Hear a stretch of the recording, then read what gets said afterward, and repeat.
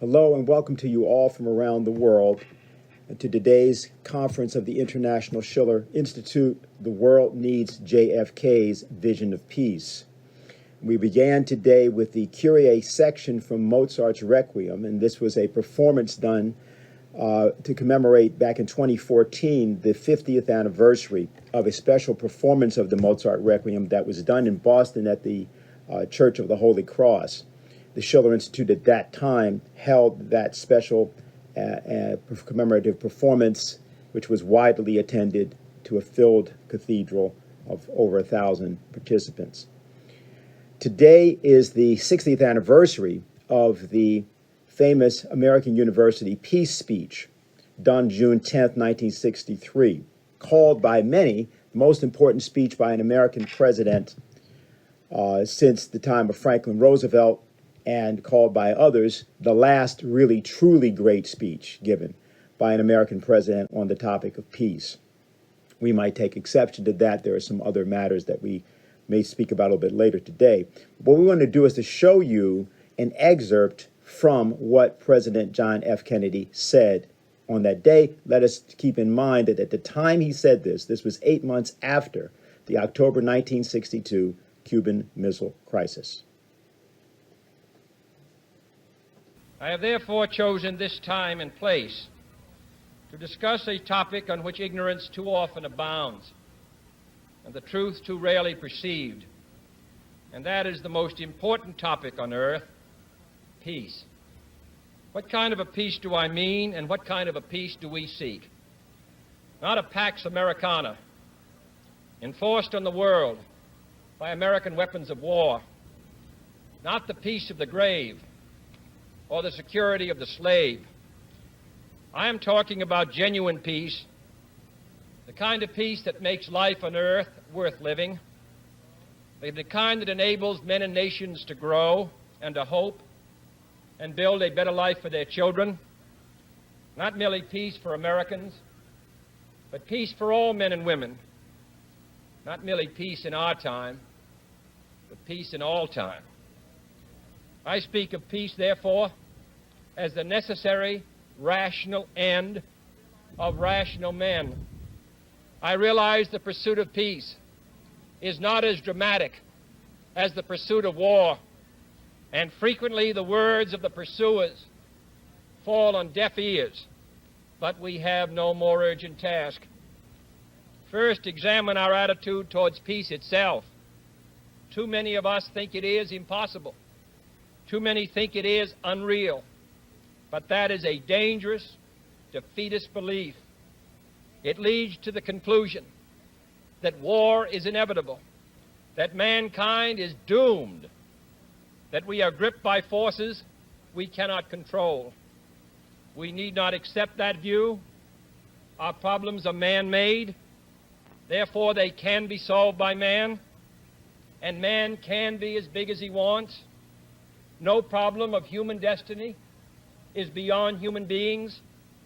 Man's reason and spirit have often solved the seemingly unsolvable, and we believe they can do it again. So let us persevere. Peace need not be impractical, and war need not be inevitable. By defining our goal more clearly, by making it seem more manageable and less remote, we can help all people to see it, to draw hope from it, and to move irresistibly towards it. No government or social system is so evil that its people must be considered as lacking in virtue. As Americans, we find communism profoundly repugnant as a negation of personal freedom and dignity. But we can still hail the Russian people for their many achievements in science and space, in economic and industrial growth, in culture, in acts of courage. Among the many traits the peoples of our two countries have in common, none is stronger than our mutual abhorrence of war. Almost unique among the major world powers, we have never been at war with each other, and no nation in the history of battle ever suffered more than the Soviet Union in the Second World War. At least 20 million lost their lives. So let us not be blind to our differences, but let us also direct attention to our common interests and the means by which those differences can be resolved.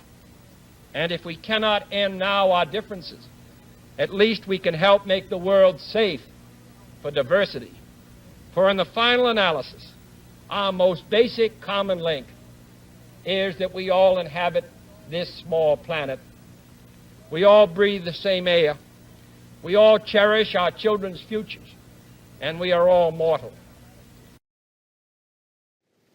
3 months later, September 20th, 1963, the president would present a remarkable proposal to the world at the United Nations, a proposal almost unknown today. Finally, in a field where the United States and the Soviet Union have a special capacity, in the field of space, there is room for new cooperation, for further joint efforts in the regulation and exploration of space. I include among these possibilities a joint expedition to the moon. Space offers no problems of sovereignty. By resolution of this assembly, the members of the United Nations have forsworn any claim to territorial rights in outer space or on celestial bodies, and declared that international law and the United Nations Charter will apply. Why, therefore, should man's first flight to the moon be a matter of national competition? Why should the United States and the Soviet Union, in preparing for such expeditions, become involved in immense duplications of research, construction, and expenditure? Surely we should explore whether the scientists and astronauts of our two countries, indeed of all the world, cannot work together in the conquest of space, sending someday in this decade to the moon, not the representatives of a single nation, but the representatives of all of our countries. Now, the very fact that most Americans, indeed most of the world, don't even know that President Kennedy was proposing that joint Soviet-U.S. mission to the moon might go a long way to explain why we are in the situation we're in today throughout the world. Now, many are commemorating today. There was an article that was published, written by Katrina vanden Heuvel and James Carden, called "What Kind of Peace Do We Seek? At 60, JFK's Speech Never Gets Old." And they concluded, "Today we stand perilously close to nuclear escalation as the administration," meaning the Biden administration, "ignores the red lines it set and succumbs to assorted hawks by agreeing to send F-16s to Ukraine. One can only hope President Kennedy's message, delivered 6 decades ago this Saturday, somehow and in some way is understood by a new generation inside and outside Washington, D.C., and has an impact on the course of war and peace." Actually, we can do more than hope. We have to do more than hope. And in order to introduce our next speaker, I want to reference that what she had done is to write an urgent appeal by citizens and institutions from all over the world, including the United States, to the next president of the United States. And that appeal has highlighted that we are at an even greater danger of thermonuclear war at this time. More than that, over the course of more than a year, or approximately a year now, she's been the author of and the proponent of a new security and development architecture. And the Schiller Institute has been in the forefront of proposing that, as many others have put forward various forms of peace proposals from China, Brazil, and other nations. And so this morning, she will begin our presentations, and it's always my honor to introduce the founder and head of the Schiller Institute, Helga Zepp-LaRouche. Good morning, Helga. Good morning. Well, I greet all of you.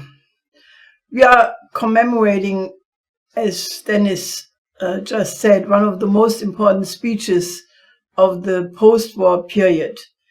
The speech given by John F. Kennedy 60 years ago in the American University, his very, very famous peace speech.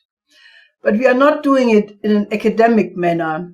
We are doing it with a dramatic worldwide mobilization of as many forces as possible and as an urgent appeal to the US government to return to the outlook expressed by John F. Kennedy, that the United States must return to become a force of peace in the world, not, as Kennedy said, a Pax Americana enforced on the world by American weapons of war, but the kind of peace that makes life on Earth worth living. Because we are concerned that the world is dangerously close to the possible outbreak of a new world war, which this time would be a thermonuclear one, and therefore mean the annihilation of all life on Earth. From this coming Monday on, in 2 days from now, over Germany, there will start the largest NATO air maneuver since the end of the Cold War, the Air Defender 23, with the largest maneuver transfer of 100 fighter jets from the United States to Germany, including the nuclear-capable stealth F-35, as well as 120 more fighter jets from other countries. The basis of the maneuver is an air war against an imaginary enemy who as well commands a potent air force. And it is quite obvious who that would be.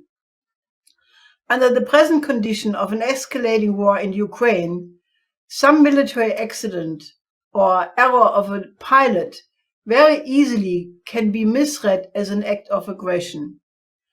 There have been recently more and more Ukrainian strikes into the territory of Russia, and the Russian air surveillance for sure will be on high alert observing the NATO maneuver. Russian observers who could verify that the maneuvers are not a pretext for the preparation of a nuclear attack have not been invited. Even so, this maneuver has been prepared since 2018. To actually carry it out under conditions of a hot war in the middle of Europe puts the world at the risk of extinction, even if there were no intention, just a misfortune. This maneuver must be called off before it starts. With an obviously insane proposal to drive nuclear brinkmanship to the extreme under the headline "The Key to Ending War in Ukraine, Attacking Crimea," John E. Herbst, the senior director of the Atlantic Council's Eurasia Center, and Daniel Fried, a fellow at the Council, have now repeated the proposal by the British Royal United Service Institute, RUSI, of a year ago, to end, in quote, the Ukraine war by creating a Cuban Missile Crisis on steroids, by having Ukraine attack Crimea. By destroying the Kerch Bridge, Ukraine would first take Crimea, and then fissures in Putin's regime would grow, and he would then fall, and then Russia would accept to have lost the war. Not one mention of the utmost danger that this would cross the ultimate red line of the presently strongest nuclear power, Russia, and a demonstrated ignorance about the lack of the kind of back-channel discussion which existed between Kennedy and Khrushchev. This proposal obviously reflects the thinking of a major faction in the Anglo-American establishment for which the Atlantic Council is the mouthpiece.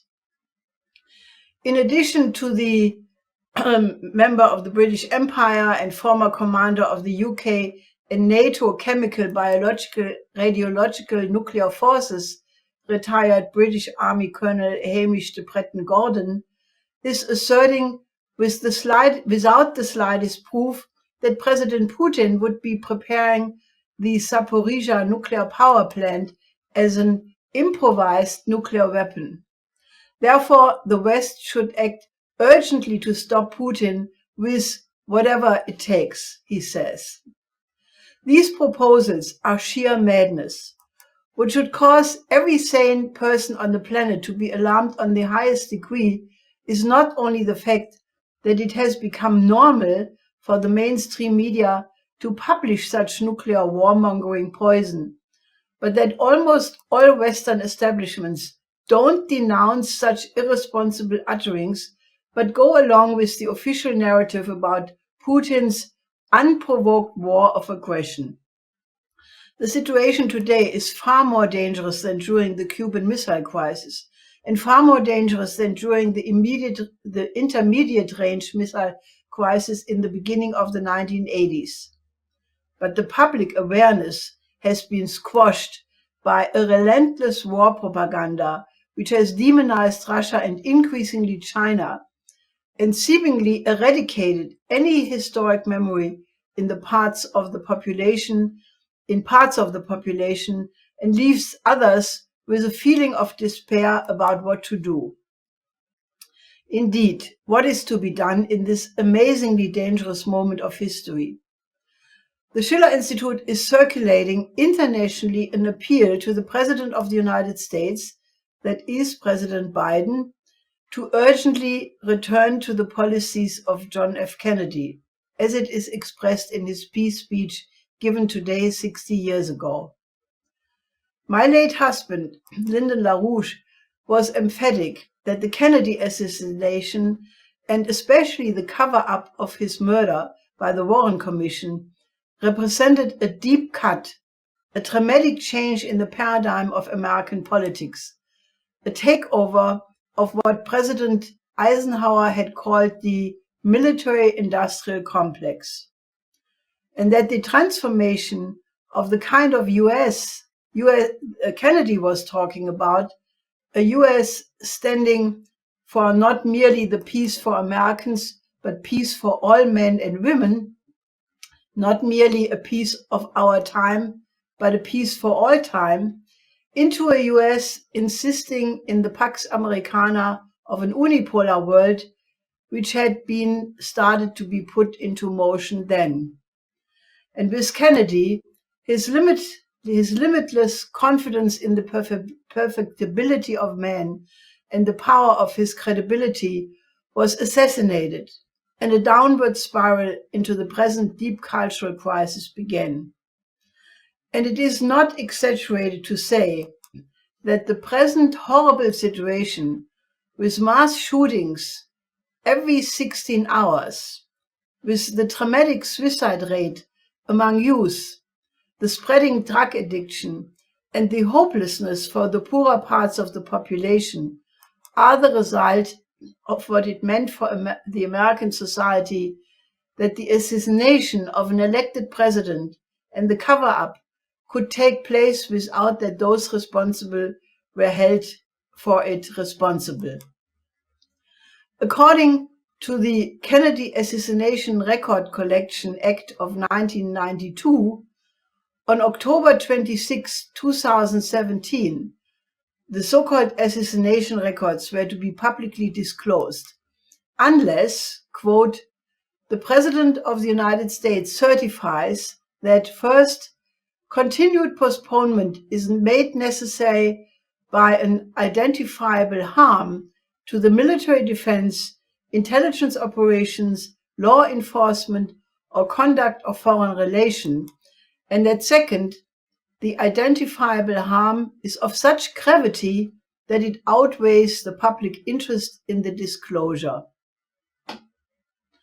Now, that expiration date occurred during the office of President Trump, who always had promised that he would release these files.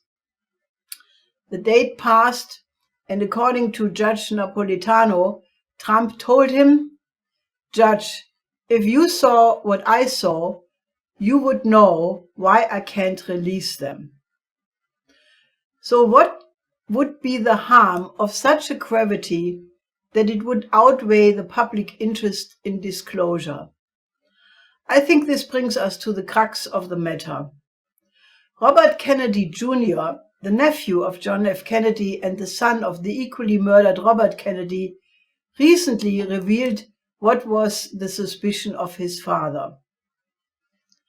What could be a harm of greater gravity than to have a global nuclear war which would extinguish the human species and all memories of it, because there would be nobody left to even investigate the question of how it came to this unparalleled tragedy. Is it not the most urgent task for everybody who has some capacity to do everything possible to release these records fully, and not in the controlled piecemeal fashion the National Archive is presently doing? If it came to a nuclear war, then the murder of Kennedy and the cover-up could turn out to have been the punctum saliens in the sense of Friedrich Schiller's definition, whereby a trajectory was started which led to the catastrophe. Likewise, if the possibility of nuclear annihilation is to be averted for good, it absolutely does require that the President of the United States returns to the paradigm of Kennedy's peace speech. Apart from the immediate crisis around Ukraine, the world is undergoing right now an epochal change, of which only a few are aware in the West, but many more people are conscious of it in the countries of the global South. The effort by the collective West, the US, Great Britain, the EU, and strangely Japan, which thinks it's part of the West, to maintain an unipolar world, which Fukuyama thought would emerge after the collapse of the Soviet Union, the so-called end of history, as a continuation of the Wolfowitz doctrine, did not work out. Rather than submitting to the rules-based order, which is a highly flexible concept depending where it is applied, the countries of the global South saw it as more advantageous to cooperate with China's Belt and Road Initiative and realize real economic development than to remain in a de facto colonial status dictated by these rules, such as the conditionality of the IMF or the yoke of appropriate technologies, which denies basic infrastructure projects, the precondition for serious industrialization. The 6 extensions of NATO to the east, now threatening to become global NATO, went along with the weaponization of the dollar and sanction regimes against any country that did not want to fit into this unipolar world.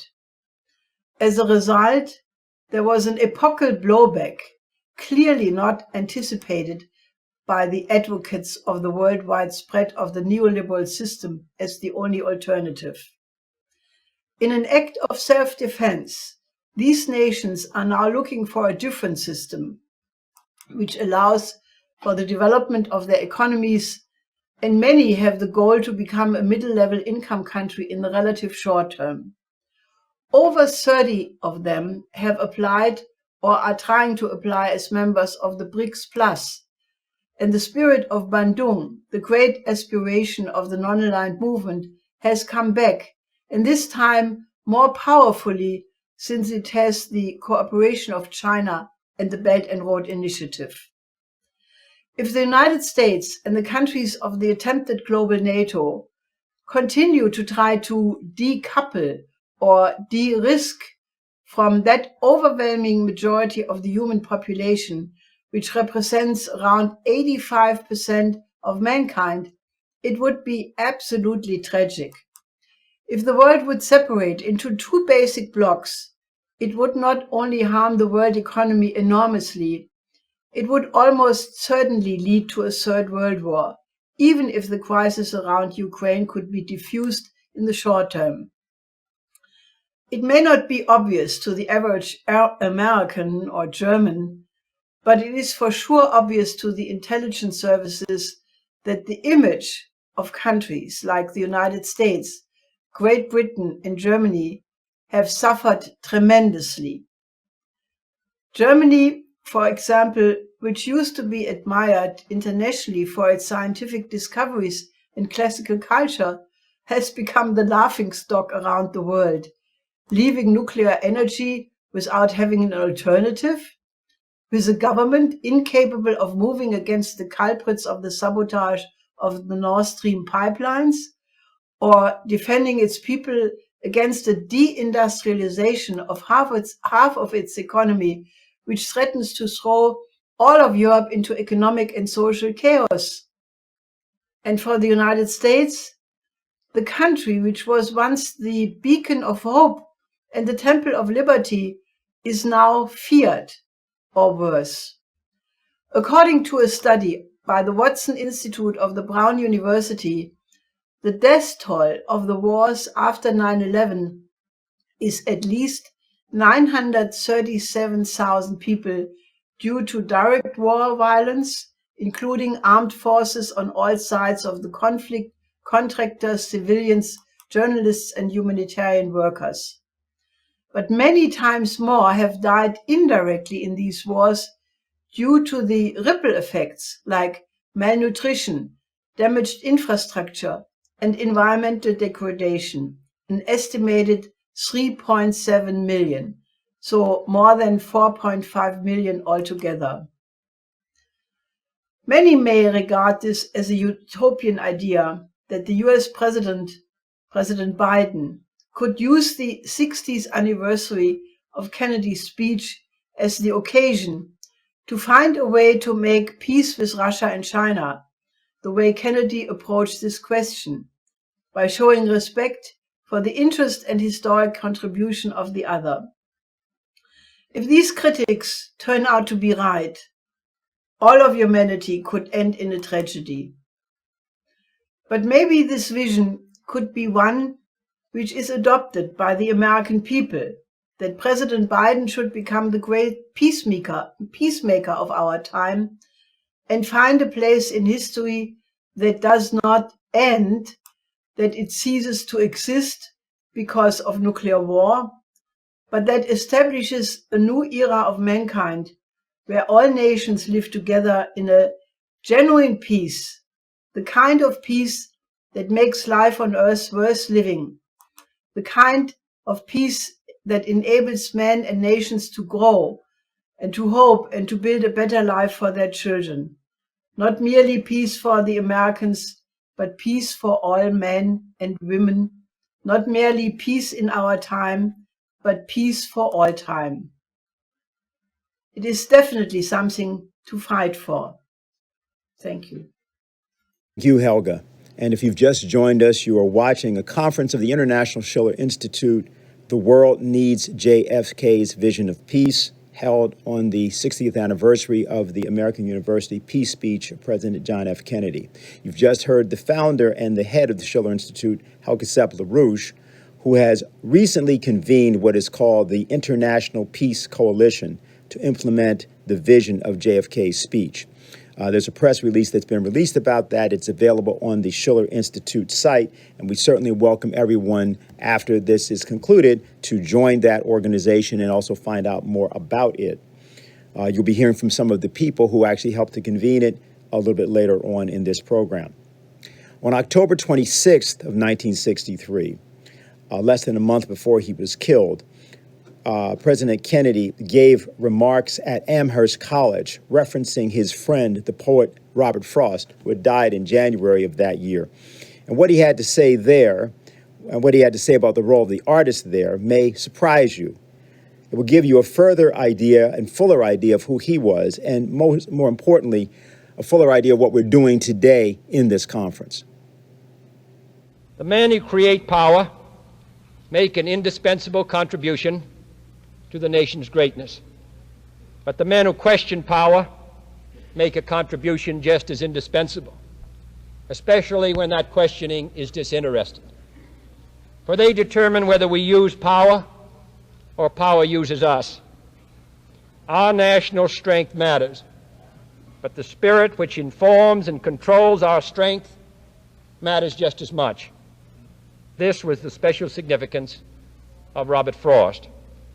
He brought an unsparing instinct for reality to bear on the platitudes and pieties of society.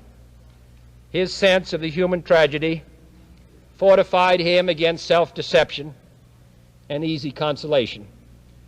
I have been, he wrote, one acquainted with the night. And because he knew the midnight as well as the high noon, because he understood the ordeal as well as the triumph of the human spirit, he gave his age strength with which to overcome despair. At bottom, he held a deep faith in the spirit of man. And it's hardly an accident that Robert Frost coupled poetry and power, for he saw poetry as the means of saving power from itself. When power leads man towards arrogance, poetry reminds him of his limitations. When power narrows the areas of man's concern, poetry reminds him of the richness and diversity of his existence. When power corrupts, poetry cleanses. Harley Schlanger, spokesman for the LaRouche organization, is now going to read a special message which was given to this conference. Harley? Thank you, Dennis. This is a message of greetings from Dr. Andrey Kortunov, the Director General of the Russian International Affairs Council. To Helga Zepp-LaRouche, to Harley Schlanger, to Schiller Institute members and participants in this event. It was 60 years ago when John F. Kennedy made his historic speech about the challenge of nuclear weapons. After the Cuban Missile Crisis, this challenge was on the very top of the global political agenda. Is it still the case today? Hardly so. The international public opinion no longer prioritizes the threat of nuclear annihilation as the crucial concern overshadowing other important problems and threats. Politicians, researchers, journalists, and bloggers all over the planet are distracted by issues that look more urgent and less complicated. International public opinion focuses on plastic bags much more than on nuclear missiles. The plastic bag problem is part of leading political parties' programs. National and international projects to reduce plastic production are being adopted and implemented. Prices for polyethylene containers in stores have increased sharply. Public awareness campaigns are being run to improve household waste disposal practices.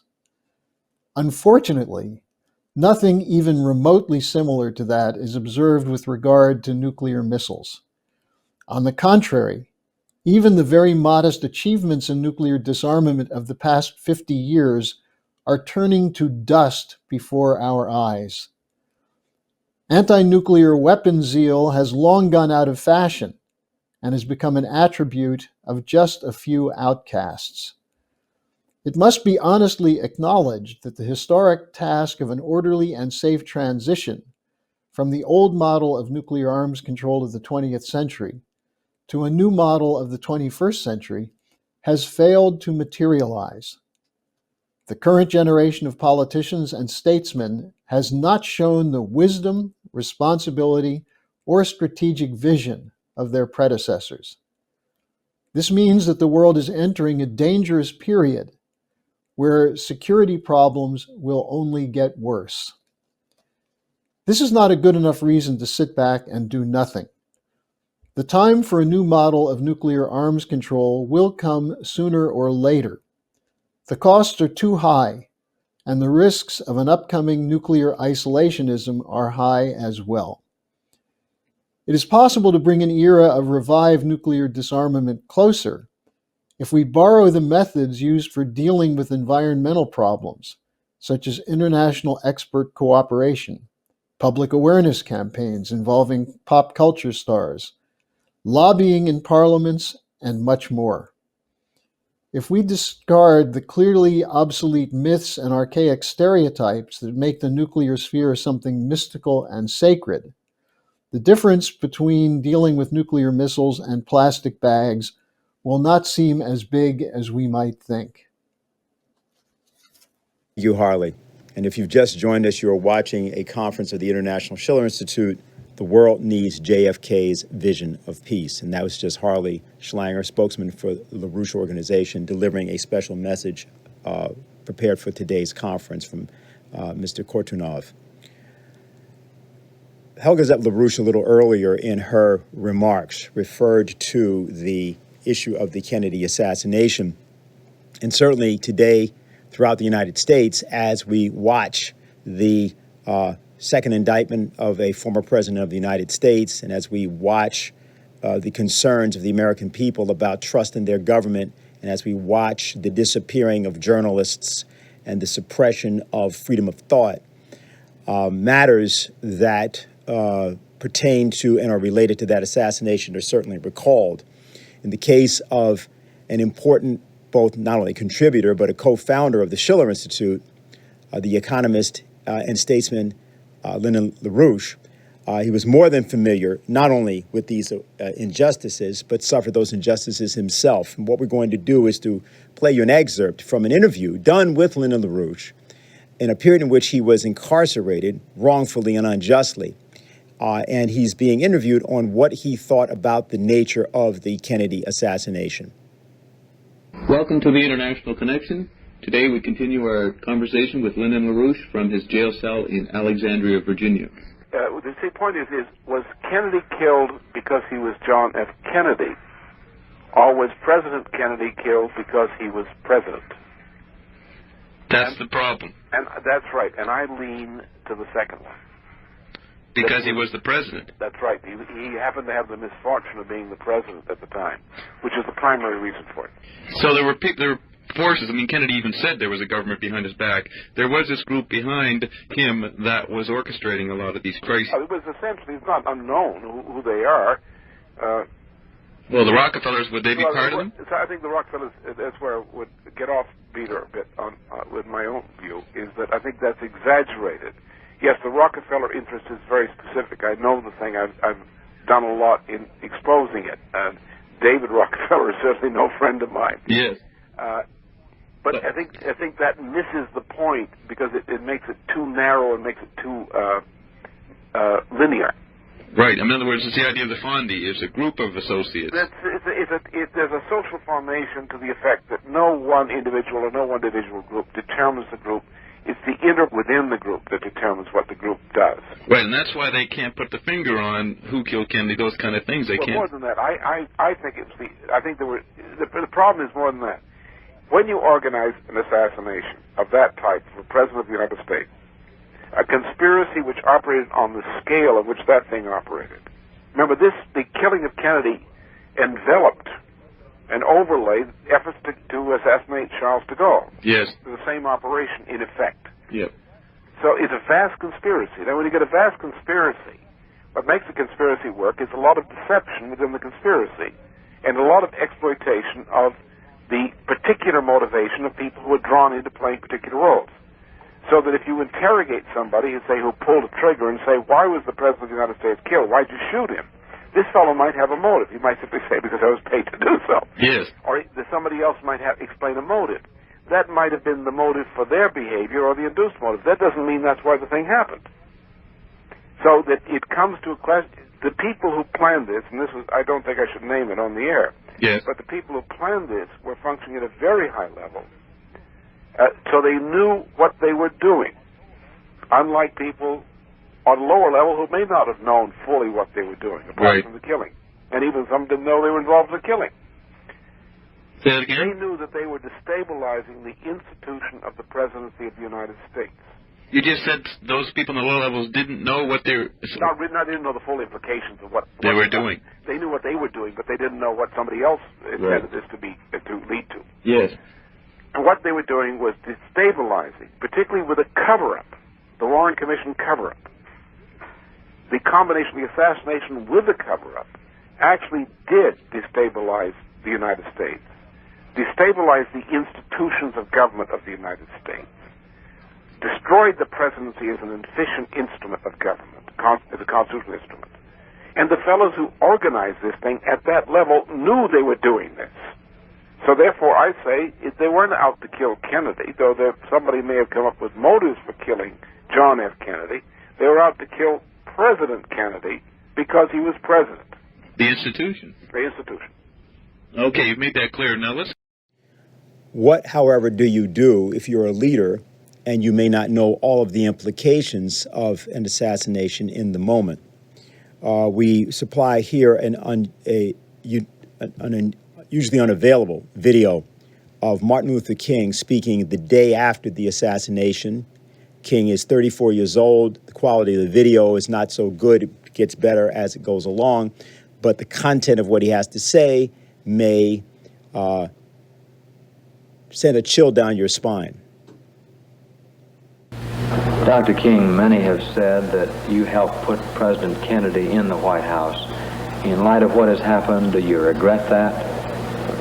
Well, I'm not at all a political analyst, but there are those who contend that the Negro vote had a great deal to do with President Kennedy being elected, and that many Negroes were influenced to vote for the president because of a call that he made to my wife during an arrest here in Georgia. Now, if this had anything to do with it, I certainly don't regret it, because I think President Kennedy made a most significant contribution in civil rights. And while he may not have done all that some feel that he should have done, I would be the first to say that President Kennedy came forth with the most comprehensive civil rights bill that we have ever had from any president. And he had a great understanding of the depths and dimensions of the problem. And I really feel that he was a friend to the cause of civil rights. And he created a climate of civil rights concern in Washington and in the nation. You have had attempts made on your life and have been threatened perhaps even tonight. What is it like to walk under this constant threat? Well, it's often difficult, but when you live with it so long, you almost become immune to being afraid as a result of these threats. I guess you have to come to the point of looking at these things philosophically, and this is where I have decided to stand. I believe firmly that this cause is right, and that someone must have the courage and the fortitude to stand up for it, even if it means suffering or even if it means death. Always felt that unmerited suffering is redemptive, and even if I have to die for this cause, if physical death is a price that others will have to pay, then it is a price that is paid to free the soul of our nation and to free our children from a permanent spiritual death. And in this sense, I think it is very redemptive, or it can be, even if it occurs. Thank you, Dr. King. Academy Award-winning film director Oiver Stone, who, of course, made the movie JFK more than 30 years ago, gave an interview to Declaring Independence, which is a platform run by Jose Vega and Kynan Thistlethwaite. He had some words about the American University speech.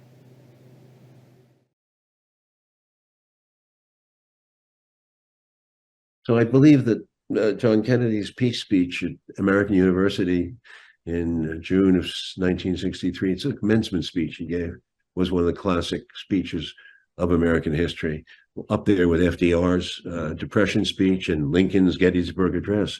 And it's one of the great eloquent speeches written by Ted Sorensen and him. It gets to the essence of American generosity and cooperation, because cooperation is the without cooperation, this world will perish. We need to cooperate.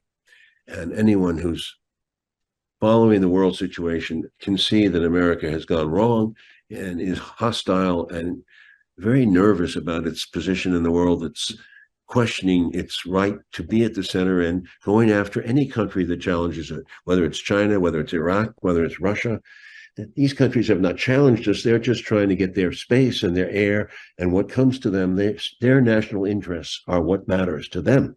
And we're not taking that into account. We say that their national interests are against our values. Well, that's not so. That's not so. You have to re-examine what American values are and what the sovereign interests of other nations are. When you realize that, you'll realize that there are no enemies, really. There are no enemies unless you pick a fight. It's like a schoolyard, you got to go pick a fight, and you got to call the other guy names and all that kind of stuff. And that's what we've been doing. Look at the other side and look what they're saying, and try to listen always to what the other side says. Know your supposed enemy, because maybe he's not your enemy, maybe he's your friend or your partner. If you've just joined us, we want to welcome you to our international conference of the Schiller Institute. The world needs JFK's vision of peace.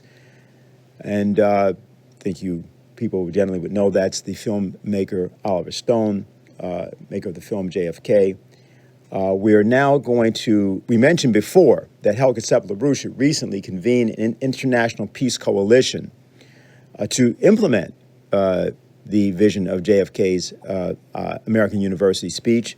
And we're honored to have with us today to speak to us one of the members of that committee, one of the conveners of that committee. This is President Donald Ramotar, former president of Guyana. Welcome, sir. Glad to see you, as always. Thank you. Glad to see you, too. Good morning or good afternoon for wherever you are. We are meeting today exactly 60 years since President Kennedy made one of his most important speeches of his life. It was a speech with a clear blueprint for the world to advance towards world peace. This speech itself was distinguished by a strong recognition of the realities of the day and by elaborating a realistic roadmap towards the objective of world peace. It was a bold speech in which the president did not allow himself to be intoxicated with the power he had at his disposal as commander-in-chief of the most powerful military in the world. Instead, it was brutally frank in his conclusion that a nuclear war was and still is unwinnable and should not be fought. It is important to appreciate what were the factors that formed President Kennedy's ideas and made him come up with such a fantastic speech that really reflected the sentiments, not only of the people of the United States at that time, but of the people, of the peace-loving people of the whole world. In the first place, it certainly had to do with his experience in the Second World War. He himself having first-hand experience of what war like, having participated in combat during the Second World War. He was expressing the sentiments of that generation which experienced those horrors, as he pointed out in speech, of the Second World War, in which some 60 million persons were killed, almost half of that from the Soviet Union. Now, of it, the Russian people were the leading force. This is unfortunately too many people with that experience have gone, and the world seems to be forgetting the horrors that really took place. Our media, they're not pointing out the horrors of war, but instead they're glorifying the power of weapons. The other factor I think that helped to form President Kennedy's views was the year before. It was, he himself was at the center of what nearly became a thermonuclear catastrophe. I'm speaking about the Cuban Missile Crisis. The world was on the brink, and that must have had a sobering effect on him. While he was an ardent anti-communist, he obviously was also extremely realistic and had great respect and even admiration for the achievements of the Soviet Union in industry, in science, and in space exploration. How different is that today when our media try to portray Russian people as ignorant, Russian leaders as brutish, and even encouraging kind of attacking them. And in fact, probably that helped them to provoke Russia, in pushing Russia into the situation that we are in today. Whatever else we may think about Kennedy, and I personally, as a Guyanese, have a lot to blame him for what happened in our own country. That speech showed a deep and genuine commitment to work to bring about real world peace. In this regard, he called for and took bold actions in the direction of nuclear and general disarmament. Today, much has changed. The quality of leadership in the first place, I would say, the quality of leadership that we have in the Western world in particular, in the NATO countries, it's completely different from what it was. You had people like John Kennedy and Charles de Gaulle, realistic persons who did not agree with everything, but they were willing to recognize the realities on the ground and sought to make the world a better place. The quality of such leaders, which I'm sure still exists somewhere in the US and in other parts of the Western world, but unfortunately, there seems to be sidelined, marginalized, and even oppressed. The focus today is to dominate and to exploit the world, exploit both friends and foes, as we see.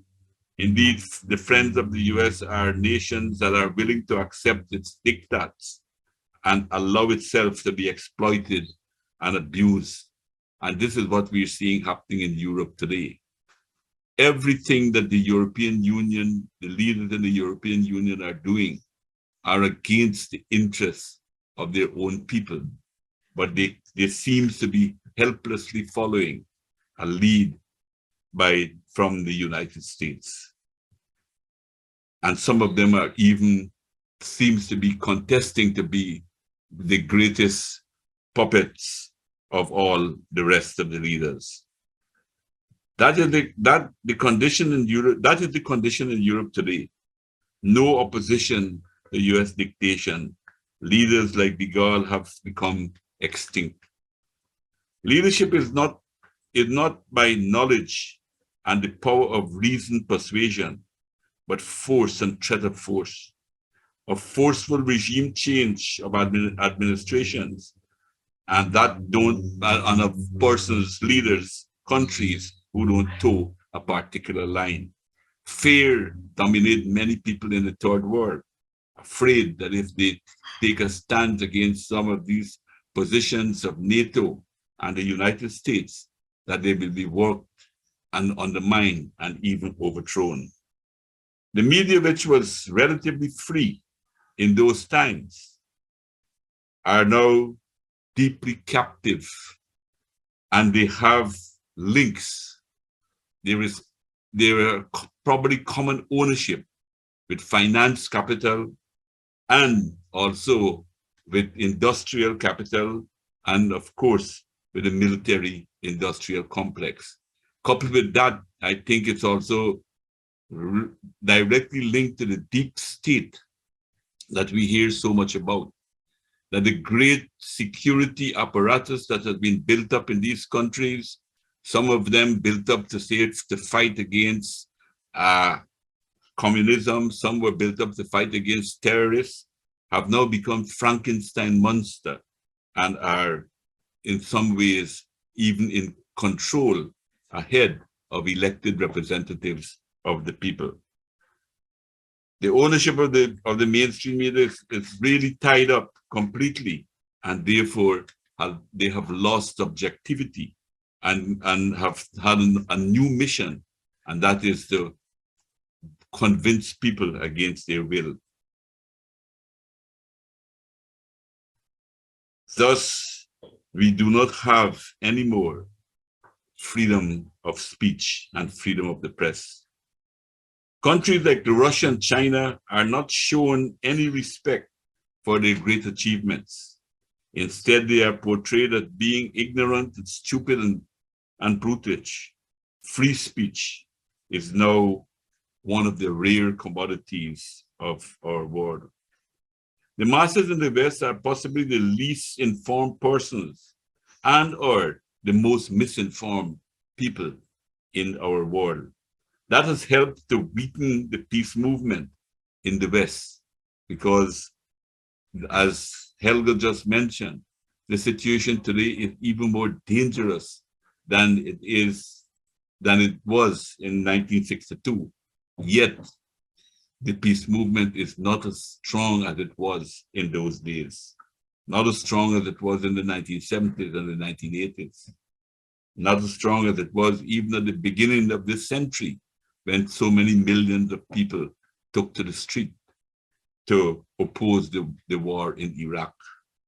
Today, the wonderful achievements of science and technology, which has the possibility of giving every person a life of abundance, is being instead used to create more massive destructive weapons. They now threaten life itself on our earth. During the same year of 1963, Guyana established its first university, and it was a remarkable achievement, being the only colonial people that established a university. It opened the door for the first time to that level of knowledge for the ordinary people of our land. The international situation was also reflected in the inaugural speeches on October 1st of 1963. The first vice chancellor of the university, the distinguished academic Sir Lancelot Hogben, who was famous not only for many books, but made more particularly for his famous book, Mathematics for the Millions. In his speech, like John Kennedy, he captured the time in his remarks that are still relevant and acts as a warning for us today. He spoke about establishing a university geared to the needs of a society on the threshold of what may be a golden age of nuclear power or a brief episode of nuclear annihilation. He went on to add, we can choose the benefits of which science discovery invites us to share with the prospects of hitherto inconceivable, more abundant life for all. Alternatively, we can choose a common coffin of nuclear annihilation for men and women of every creed, country, and color. That is the choice that is facing up even more starkly today than when Sir Lancelot made these remarks. And it really, I think, captures our time just as well as John F. Kennedy's speech is so relevant at this point in time. This conference today is very important. It has brought us together from varied countries and backgrounds with varied opinions. What we have in common is the need for peace and disarmament in our world. This is therefore a meeting of hope. I believe that we have got to see the difficulties we have and to work to try to correct them. One of our first duties is to try to break the masses out of the mental imprisonment which the mainstream media has placed on them in most of our societies. This means that we must use all means available to us to spread the truth or to give people information so that they can form their own opinions. This also imposes on us the responsibility of raising our voices for an increase in our solidarity activity with people like Julian Assange and solidarity with journalists who have been attacked and even killed by governments, by drug traffickers, and others that are directly attacking those who are trying to practice their profession, their professionalism in the best spirit. We must not negate any legitimate methods to organize and mobilize the masses to take action. In so doing, we are involving people to save their own lives. And one of the things I will propose here is that the speech by John F. Kennedy should be circulated not only to President Biden, but I would think it should be sent to every single member of Congress and the Senate of the United States, and to the leaders of other countries in the world, particularly those who head the most aggressive alliance, the NATO alliance. And this could be an appeal to their conscience, an appeal to the masses for peace. We must make these things as widely public as possible.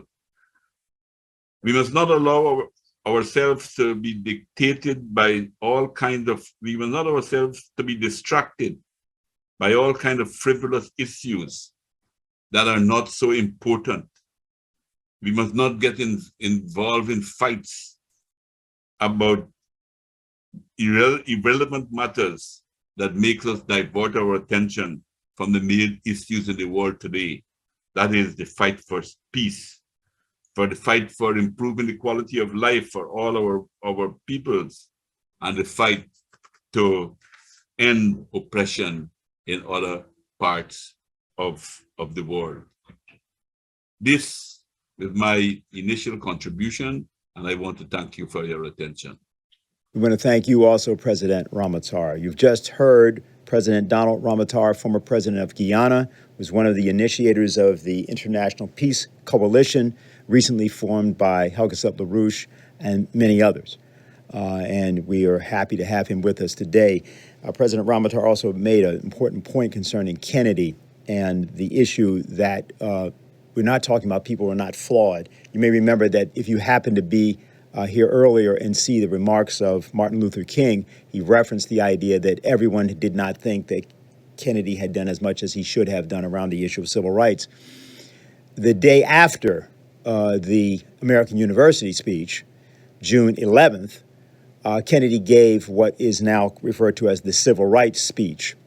And that speech was given because of the events in Birmingham, Alabama, which had occurred during April and May of the same year, 1963.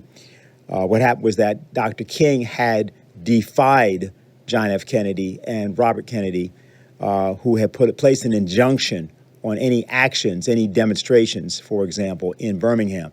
And King had defied that and had been imprisoned as a result. And that's why we have the letter from a Birmingham jail. Nonetheless, what occurred was because of the actions taken, particularly by people like the Reverend James Bevel and others, to organize children in Birmingham. In fact, what occurred was that the battle to desegregate the downtown areas, the various shopping centers, Woolworths and others, was won. But what happened was that had caused Kennedy to respond. We will play you a short excerpt now of what he had to say the next day after the American University speech. In a time of domestic crisis, men of goodwill and generosity should be able to unite regardless of party or politics. This is not even a legal or legislative issue alone. It is better to settle these matters in the courts than on the streets, and new laws are needed at every level. But law alone cannot make men see right. We are confronted primarily with a moral issue. It is as old as the scriptures and is as clear as the American Constitution. The heart of the question is whether all Americans are to be afforded equal rights and equal opportunities, whether we are going to treat our fellow Americans as we want to be treated. If an American, because his skin is dark, cannot eat lunch in a restaurant open to the public, if he cannot send his children to the best public school available, if he cannot vote for the public officials who represent him, if, in short, he cannot enjoy the full and free life which all of us want, then who among us would be content to have the color of his skin changed and stand in his place? Who among us would then be content with the counsels of patience and delay? We'd now like to welcome Professor Pino Arlacchi. He is a sociology professor at the Sassari University in Italy. He is former executive director of the United Nations Office for Drug Control and Crime Prevention and former European Parliament rapporteur on Afghanistan. Welcome. Thank you for the invitation to this very interesting conference that starts with the anniversary of John Kennedy's speech on world peace. It is very interesting to compare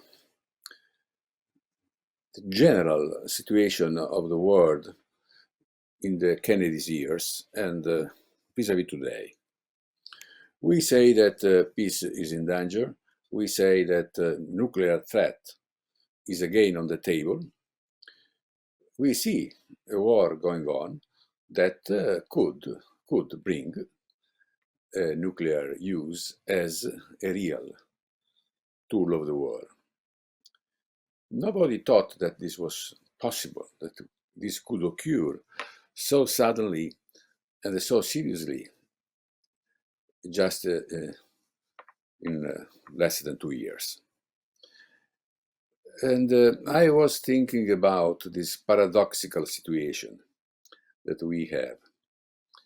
After 78 years in which we did not see any world war, my generation, the post-war generation, was maybe the first in the history of the world that never saw a great conflicts between great powers or a world war. The overall situation, the security situation of the world improved dramatically in these last decades. All the scholars of conflicts, war, and so on, almost all of them, stress the fact that we have, particularly after the end of the Cold War, a huge decline in wars, international wars. Last big international war was the Iraq War, 2003. We see decrease in civil wars all over the world. So the reason why peace movements are not showing up so strongly like in the 60s, in the 70s, in the time of Luther King, and peace movements all over the world, is that we became so accustomed to peace that we do not take, when I say we say most of the people, ordinary people, do not see it possible that we can really see a nuclear war. People do not take seriously the nuclear threat. But the nuclear threat is real. And this is the paradox. The paradox is that in this transition from a unipolar to a multipolar world, we are seeing a situation in which a small group of countries, basically the Western countries, plus I don't know why Japan, are completely separated by the rest of the world. So when they say, we are going to have a new world war, no, we are not going to have a new world war.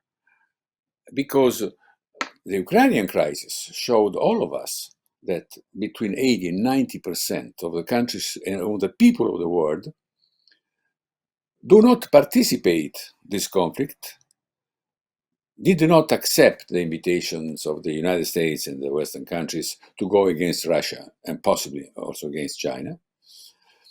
Not because they are philo-Russian or philo-Chinese and anti-American. This is not the real motivation. The people should understand that. simply because they live in a multipolar world. They don't see any reason to go back to the Cold War. They don't see any reason to divide the world in two blocks, being West, East, North, South, or authoritarian against liberal countries, liberal democracies. Do not see the world in this way.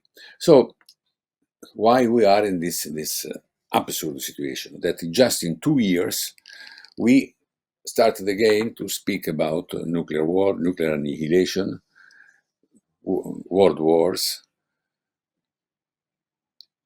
The situation is that basically the United States, they do not accept the idea of a peaceful decline. Multipolar world means that there is not just anymore a country that dominates the world and all the rest, a kind of world government. The United States as a world warrant. The USA elite understands that they are not anymore the lord of the world. Just the head of CIA recently said that. We are not the big boy, the big head at the table. We stay on a table with other people, and we have to manage this situation. The American elite is convinced that their time is over. But part of them wants to delay the decline. And since we are talking about historical phenomenon, this delay can mean decades, can mean even a century. There was somebody was talking about that we should have another American century before seeing America declining. Others are more rational and think that they should accept the decline, concentrating on America itself, not pretending to interfere and to stay all over the world in every situation with their own political position or with their own armed forces. Others believe that they could stop, interrupt, or reverse this historical process, the American decline. And these are the most dangerous. They believe that they can recreate Cold War sentiment and so on in a much radical way. I was struck listening to President Kennedy's appreciation of the values and of the achievements of the enemies of that time. I don't see in this kind of Russophobia any kind of position like this, and this is extremely dangerous. This situation can easily bring to a nuclear confrontation. I see European public opinion on Russia. It is completely extreme and irrational, which is not the position of the people. Ordinary people are not against Russia, are not against China, they are not against anything. They want to live in peace and prosper and grow peacefully. But elite, particularly the media, in my opinion, are the most dangerous part of the elite in this moment. They have an extreme position on this conflict in Ukraine. For instance, they believe that they can prevail. It is all wishful thinking. In this kind of conflict, there is really no serious chance that Ukraine can win. The difference in capabilities between the two countries is so huge that there is really no possibility that Ukraine can prevail. So most probably we'll have, at the end of the story, a frozen conflict in which Russia can take the territory that it got. It means a great part of the Russian-speaking people in Ukraine, and in a situation that will go on like Korea for many many decades. So public opinion in Europe is completely irrational. They don't understand that the perception of the Russian is that this war is an existential threat for them. It's in some way much worse than the Cold War. This is the reason why in their doctrine there is the possibility of the use of nuclear weapons. People do not consider all these elements, and this is the reason why we have this paradox. 90% of the world wants to live in peace, do not have any idea to attack any other countries. The war-mongering mentality is in a historical low point.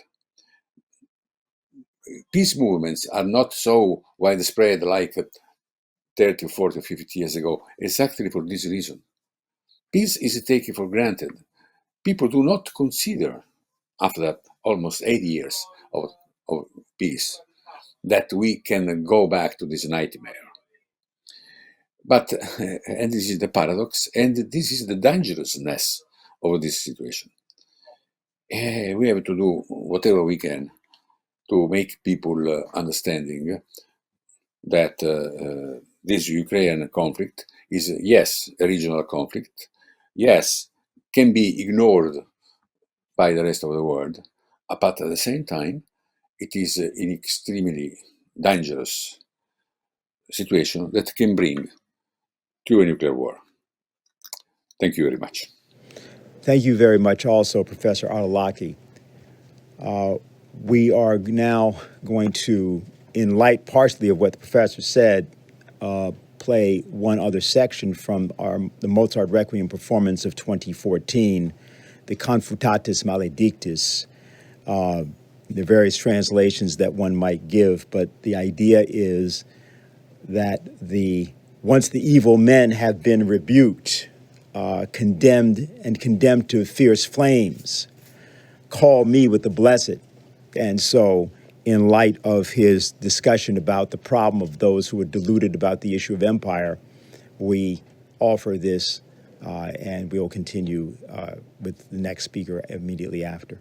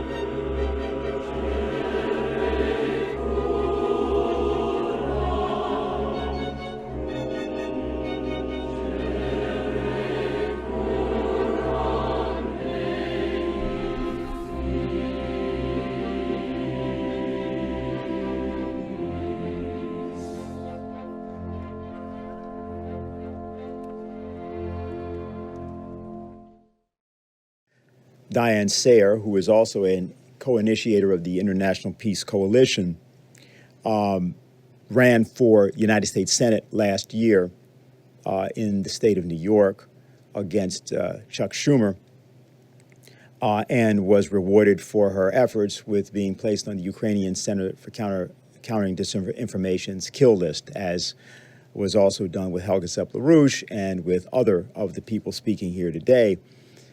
And she's here today to talk about her own reflections on the American University speech and what should be done.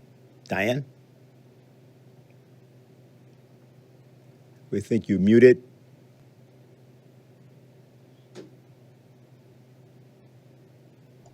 I was.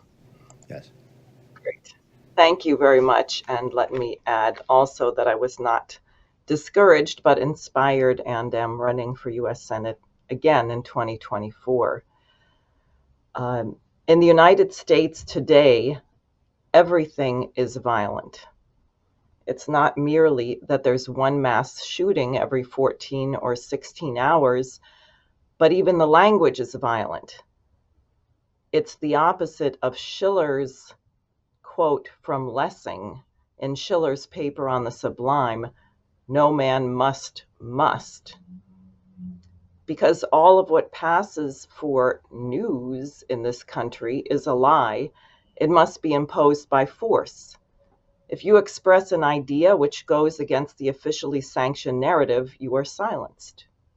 If you try to act on an idea, you are removed.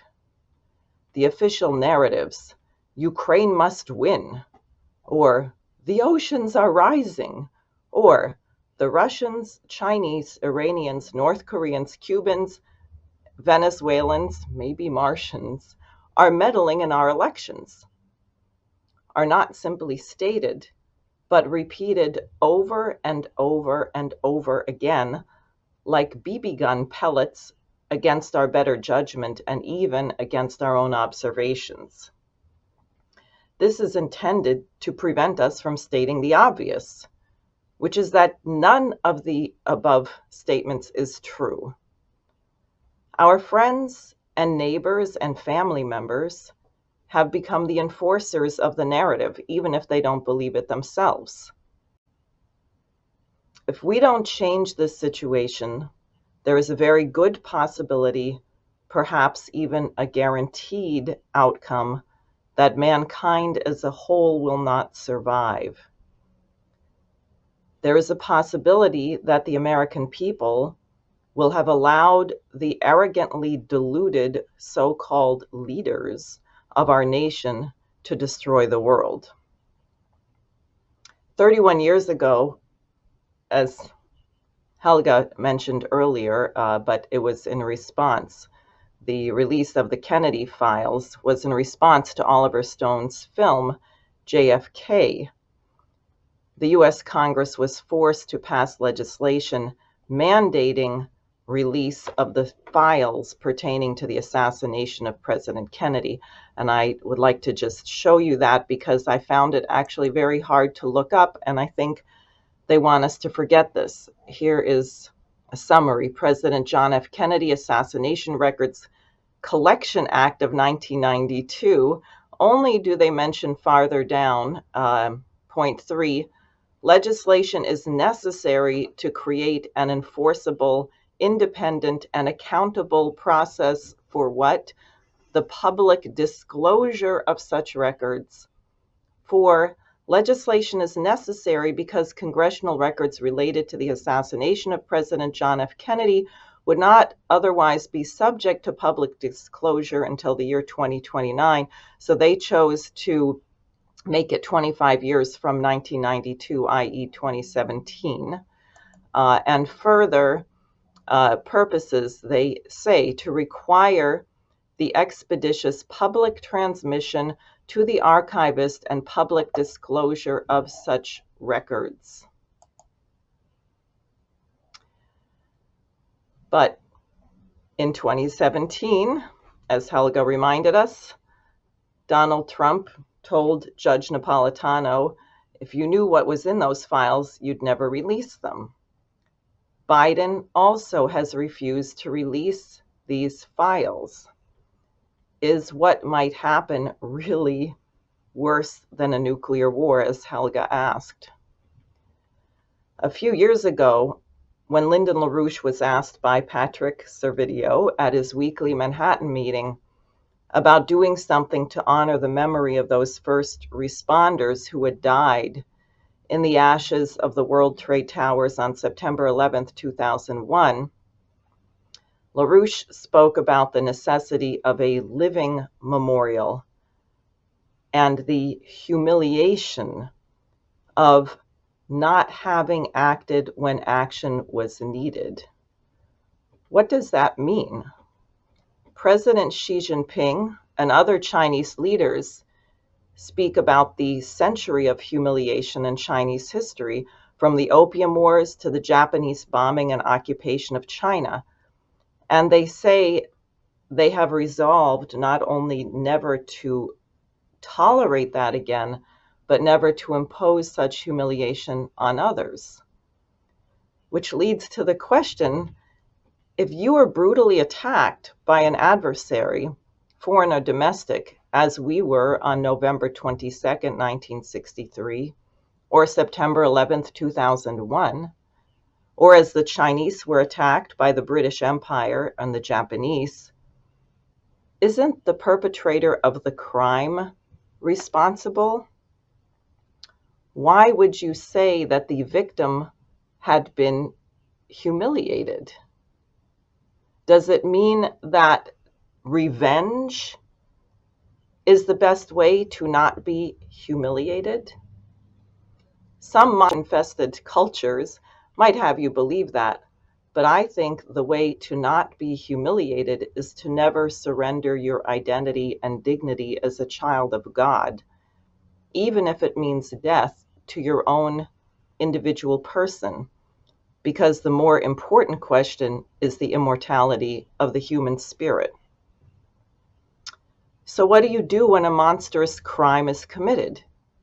You demand the truth. You demand justice, which is not revenge, but a dedication to rectify the injustice, not by perpetrating another injustice, but by taking away the means to inflict the crime. In the most basic form, this may mean physical restraint, like prison, or enforced disarmament of a warring party. In the case of the United States, the individuals and agencies which have participated in crimes against humanity and crimes against the American people must be removed from power. Why must we do this? Because, as Schiller said, we were born for that which is better. This principle is why Lyndon LaRouche, even 4 years after his death, is still perceived as the greatest threat to the enemies of man. What's the evidence? Try it out. Go out and talk about LaRouche. For his entire life, Lyndon LaRouche was a truth seeker who never gave up asking why. He created an international organization, the International Caucus of Labor Committees, now led by his wife and partner of over 40 years, Helga, dedicated to implementing economic policies to allow for tens of billions of people to live longer, healthier, more productive lives. He wrote volumes about greening the deserts of the African continent, building new canals in Ibero-America and Asia, bringing peace between Israelis and Palestinians, and the creation of a Saudi Arabian Republic by 2023. LaRouche even co-authored an actual constitution for a Republic of Canada. But he didn't sit up in an ivory tower like some impotent academic. He ran for president of the United States, and he met with leaders all over the world, including American leaders like President Ronald Reagan. And his representatives, including emphatically Helga, terrorized evildoers by disrupting their events and speeches, as Jose Vega, Kynan Thistlethwaite, and others are doing today.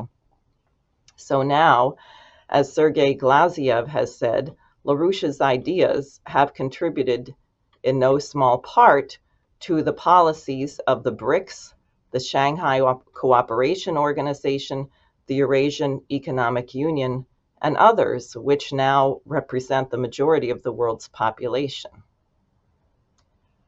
When you consider what life in the United States should be like, as opposed to the violence and drug-infested cesspool of anxiety and filth in which we find ourselves, you get a visceral sense of the evil of those people and institutions, with their ideas originating generally in London, I will add, which have destroyed us. You also confront the question, why have we tolerated this for so long? Happily, God has supplied us with the remedy. If we continue to go along with this injustice, we simply won't survive. That's the 2x4, which we have to apply to the stubborn and cowardly axioms of our donkey-like friends and neighbors. Thank you. Thank you, Diane.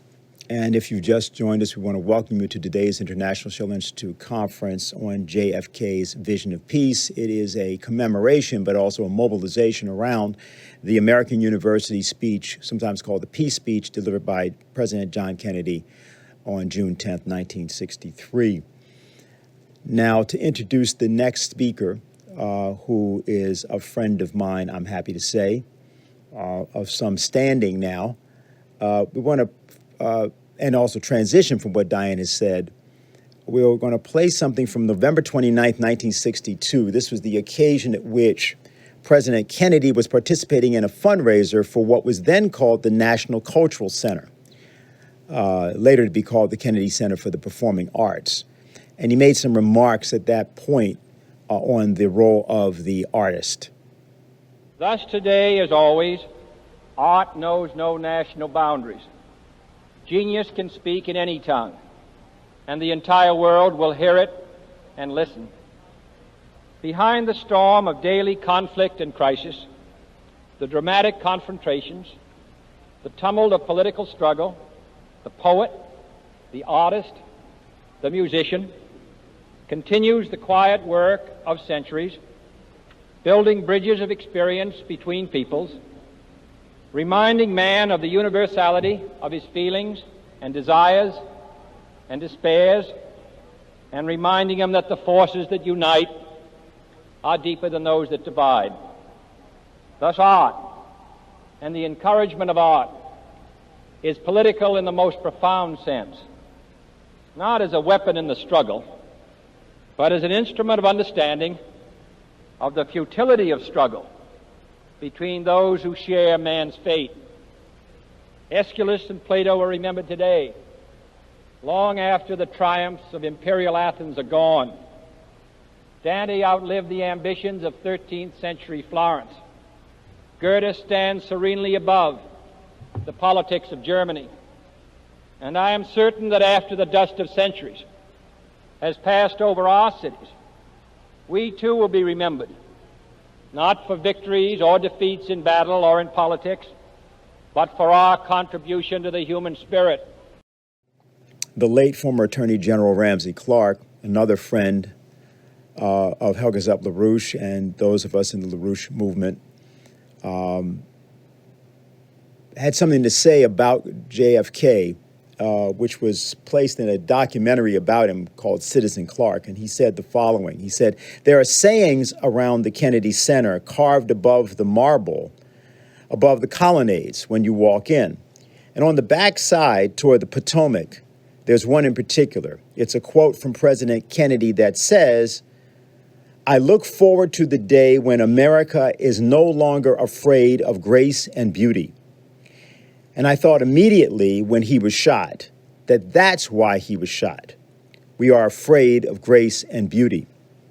Well, the next speaker is not afraid of either of those. He was career Central Intelligence Agency for 27 years and has since that time distinguished himself from a deeper service to his country, the service of dissent, not against the actual principles of the United States, but against the customs and mores of the moment.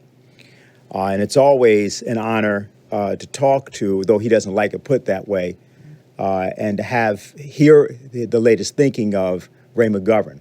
Ray, are you there? Yes, you are. I am. Am I unmuted? Yes, you are. Good. You are unleashed. Okay. Thank you, Dennis. The Mozart Requiem. Confutatis maledictis. Well, yeah, let the evildoers be confused and dissipated. I prefer to focus on voca me, voca nos, cum benedictis. Call us together with those who are blessed. Blessed are the peacemakers. And this is about peacemaking, this conference today. And I just want to start by applauding you all for organizing this, for facing up to the momentous situation today, and taking into account this key speech, which shows us so much about what the path ahead could be. Now, I agree with those who have already said that we meet or we confer here at the most dangerous time, well, more dangerous time than the Cuban Missile Crisis. I say that out of some experience. I was a second lieutenant Army Infantry Intelligence at Fort Benning, not very far away from Cuba during the Cuban Missile Crisis. I also speak from 60 years of experience watching Soviet and later Russian foreign policy and US relations with Russia. I could give you a list of why it's more dangerous now, but suffice it to say there is a lack of communication. Even the teletype was available for Khrushchev and for John Kennedy, plus the fact that Kennedy had some very sober advisors and he was willing to stand up to the military-industrial complex. And that, of course, is what did him in.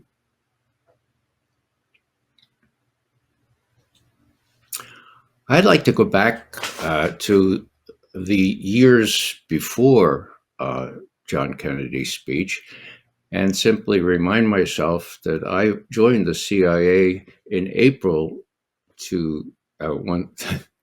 April 1963, 2 months before that speech. Little did I know that on the other side of those turnstiles, which separated us analysts from the operations people, there was a nest of vipers, assassins. Let me go back a few years even earlier. I was able to vote for the first time, and I voted for John Kennedy over Nixon. Not a difficult choice. I was a freshman at Fordham University. When I was a senior, I listened to John Kennedy's speech in which he asked us, those of us who had something special to offer, to ask not what our country could do for us, but what we might be able to do for our country. That did not sound corny at the time. It wasn't corny. There were a whole bunch of us came down to Washington, and I spent the next 50 years in Washington trying to do something for my country, whether it was in the CIA or later as a proponent of justice and truth. Now, I want to just speed forward now to what happened right after John Kennedy was killed. And I want to just assure everyone that Dennis and the other folks orchestrating these meetings, to my joy, never asked me what I'm going to say. And so nobody knows that I'm going to cite Robert Frost and his Poetry and Power and his Doing the Quiet Work of History. Nobody knows that. But what I want to focus on is when John Kennedy was killed and the funeral was arranged. A couple of my friends from Fordham came down. We had a little place, a little apartment in Northern Virginia. We put them up on the sofa. And on the way home, a poet named John Quinn, so a couple of years after me at Fordham, he wrote this poem. It's not long. I want to recite it to you because it says a whole lot. Meditation, November 22nd, 1963, the meditation on that date. We remember the winter afternoon, not quite 3 years ago. He's writing at the funeral. Not quite 3 years ago, and the young man and the old man and the old man speaking to the crowded people. The young man had come to set his hand upon a book, to take an oath to the God of our founders, to pledge his heart and strength and youth to the keeping of a dream. And the old man, white-haired, had come to set a poet's gentle hand upon that day, coming from his distant Sabine farm with its conquered birches to read a verse in the sharp light of the winter sun. The old man is gone. Quoting, I have to be gone for a season or so. My business a wild is with different trees. I continue with John Quinn's poem. But had he lived, had the old man lived, had he lived, he might have climbed again in his old man's tired way up the steps to face the people. And under the winter sky, he might have changed a bit the verse he had spoken that other afternoon, and the tolling bell and the gun carriage rattled would be still, and the standard slack against the midpoint of its staff in no wind. And the old man sang, as the young man passed in sleep, such as he was, he gave himself outright. God help him now and us. This is our prayer. Thank you very much. Thank you, Ray. What we will do now is to hear from Malaysia and Mr. Chandra Muzaffar, president of the Movement for a Just World. He's an Islamic reformer and activist. Dear friends, peace be with you. We are focusing upon the famous speech made by the late John F. Kennedy in June, the 10th of June, 1963. I first listened to that speech sometime towards the end of that decade, perhaps 68, 69, I'm not sure. I was an undergraduate at the University of Singapore at that time. And it's important to mention that I was in a university in Southeast Asia, and to mention the date because the big issue confronting a lot of students at that time was the Vietnam War. And students at the University of Singapore, some of us were also very concerned about what was happening in Vietnam. There were campaigns, there were petitions, there were talks on Vietnam. Why is it important to provide this context? Because that speech of JFK in June 1963 was a speech that was delivered by a man who in some ways had initiated the war in Vietnam. We can't run away from that fact. He was the president of the war in Vietnam, where the US imperial power succeeded France and tried to gain control of that country. That was the challenge that the Vietnamese faced. It is important to mention this because it tells us what the contradictions of power. On the one hand, you had a moral voice, if you look at his speech, which was delivered just a few months before he was assassinated on the 22nd of November 1963.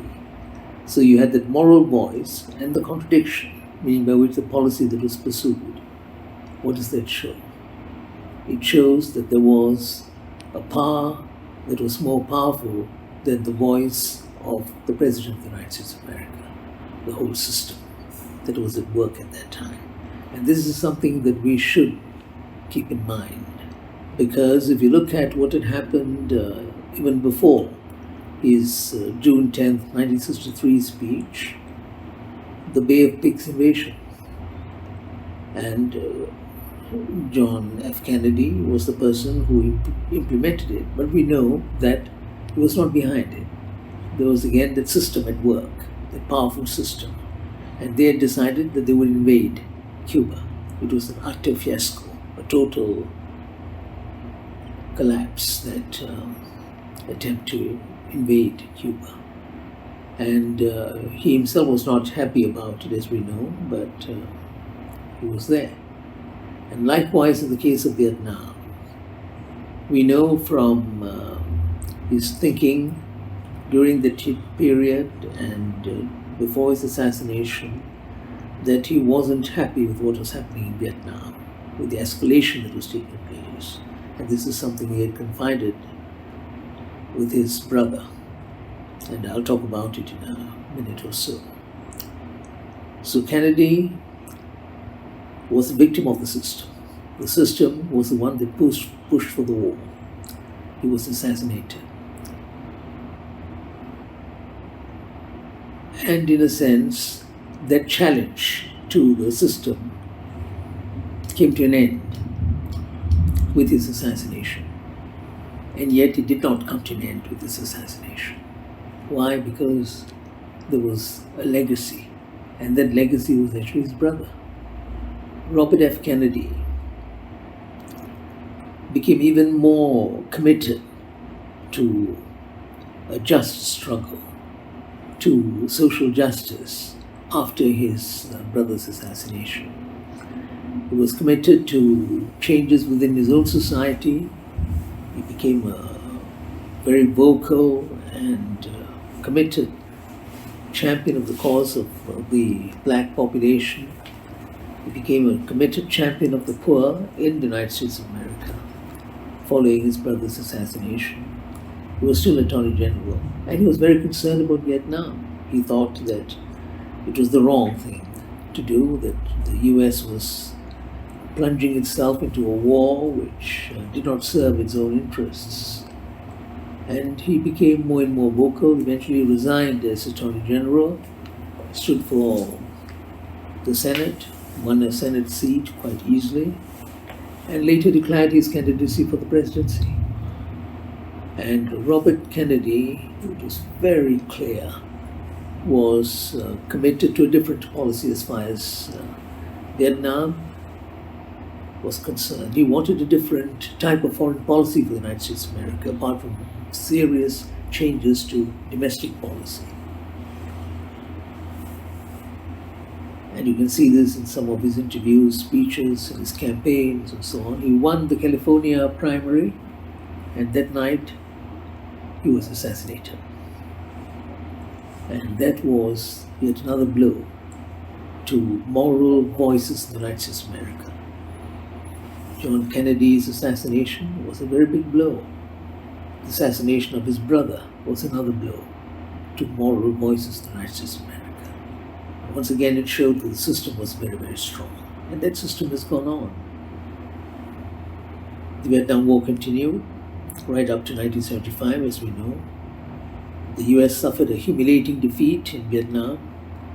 There was the Paris peace talk, and of course an agreement was reached and so on. But even though the United States was defeated in Vietnam and Indochina as a whole, don't forget, it's not just the Vietnamese, Laotians, Cambodians also paid a huge price and millions died. But the machine, the war machine, the system was still very strong. Why do I say this? Because in spite of the defeat in Vietnam. And what many people thought, especially the critics, that they would learn a lesson from that defeat, the machine had not given up. The United States was determined to continue to dominate the world, to control the world. That's what the system stood for. And that was pursued with a vengeance. There were regime changes, there were assassination attempts, there were all sorts of other machinations and maneuvers which were tried in order to achieve their goal of total dominance. Don't forget, it was after their defeat in Vietnam that the US had pursued certain other goals in various parts of the world, including Latin America and in parts of Africa, Asia. So they were still there, perhaps in a more muted form. At the same time, the two major forces against total US dominance, one, the communist bloc, and two, the non-aligned movement, both of them were also being weakened in other ways, not simply because of the US, because of their own internal contradictions. The communist movement, because of various economic, political, security factors and so on, had become much weaker. And in the case of the non-aligned movement, partly because of the goals of development that they pursued and the underlying philosophy of development, it became weaker and weaker, more and more contradictions, and the non-aligned movement was no longer a force. So by the early 1990s, the US, partly because of its own persistence, partly because of the weaknesses in relation to its two major opponents, the United States was right at the top. It was the dominant power. It had succeeded in paving the way for a unipolar world by that time. As we know, the Cold War came to an end in 1991, or thereabouts. The non-aligned movement was in a perilous position. And the US saw this as its moment of triumph. It was right there in control of the whole situation. In a sense, it did not have a rival to contend with, but it needed a rival to create a rival in order to perpetuate its dominance, because otherwise how would you justify your huge military, how would you justify your attempt to tighten the grip over the world? And so they created yet another foe, yet another adversary. And what was this adversary? It was Islamic terrorism. That this is the enemy that they had to fight. And we know how the whole thing was fabricated to some extent. I'm not saying that there were no terrorists within the Muslim world, there were, but the force known as Islamic terrorism, the challenge known as Islamic terrorism, was in some ways an invention. And to justify their military power, there was 9/11. There was the culmination of a series of incidents that took place, finally 9/11, and then there was this justification that the US had to fight Islamic terror. At the same time, China was emerging as a powerful state. In 1992, 1995, right up to 2001, 2011, the Chinese were not that powerful, but it was clear that China was going to be another center of power. And so, apart from Islamic terrorism, there was China, eventually as the opponent that the US needed. And so the Chinese threat, the incubus, China, as this foe, this enemy of humankind, of civilization that had to be fought. And that's the situation that confronts us today.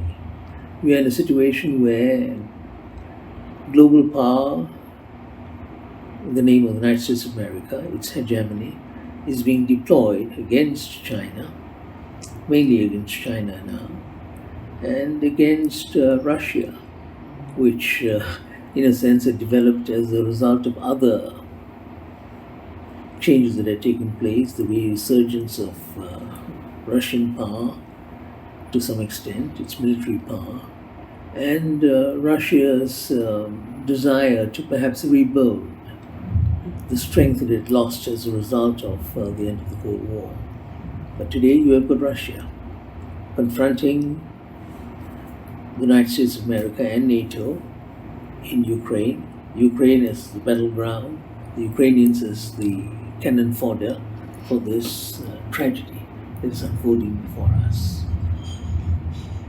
And voices have emerged once again, asking for peace, hoping that we will be able to end this madness, this insanity, because there's no other way in which we'll be able to resolve this challenge that faces us in the form of the conflict in Ukraine. No one is going to win. More and more lives will be lost. The voices that are pleading for peace are not being given the hearing they deserve. And in a situation today where some people fear that any time there could be a nuclear conflagration. Because in the ultimate analysis, this is a confrontation for the first time in human history of two nuclear powers. Russia on the one hand and the United States on the other.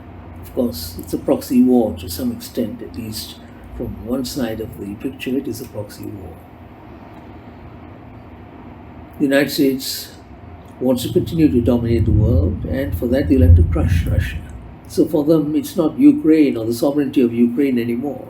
It is basically wanting to crush Russia, which has always been part of the agenda of the war hawks in Washington, D.C., right from the end of the Second World War, because the Soviet Union was an ally, but after that they wanted to crush the Soviet Union.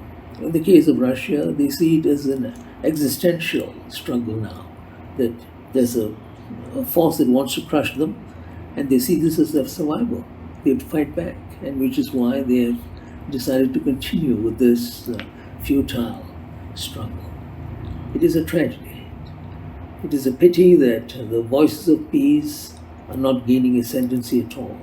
There are many attempts here and there, and I think Helga, LaRouche, and the Schiller Institute, they are doing a good job in trying to bring various people together, trying to awaken the conscience of humankind as far as this war is concerned. And they are also behind this attempt to give a new lease of life to the voice of someone like John F. Kennedy, and tell people, look, there have been voices like this, let's go back to this principle that he stood for, which is why I think it is important for me to, at least at the end of this presentation, to read a small passage from Kennedy's speech about peace, because we're talking about these endeavors to achieve peace in a situation like this where it seems very, very difficult.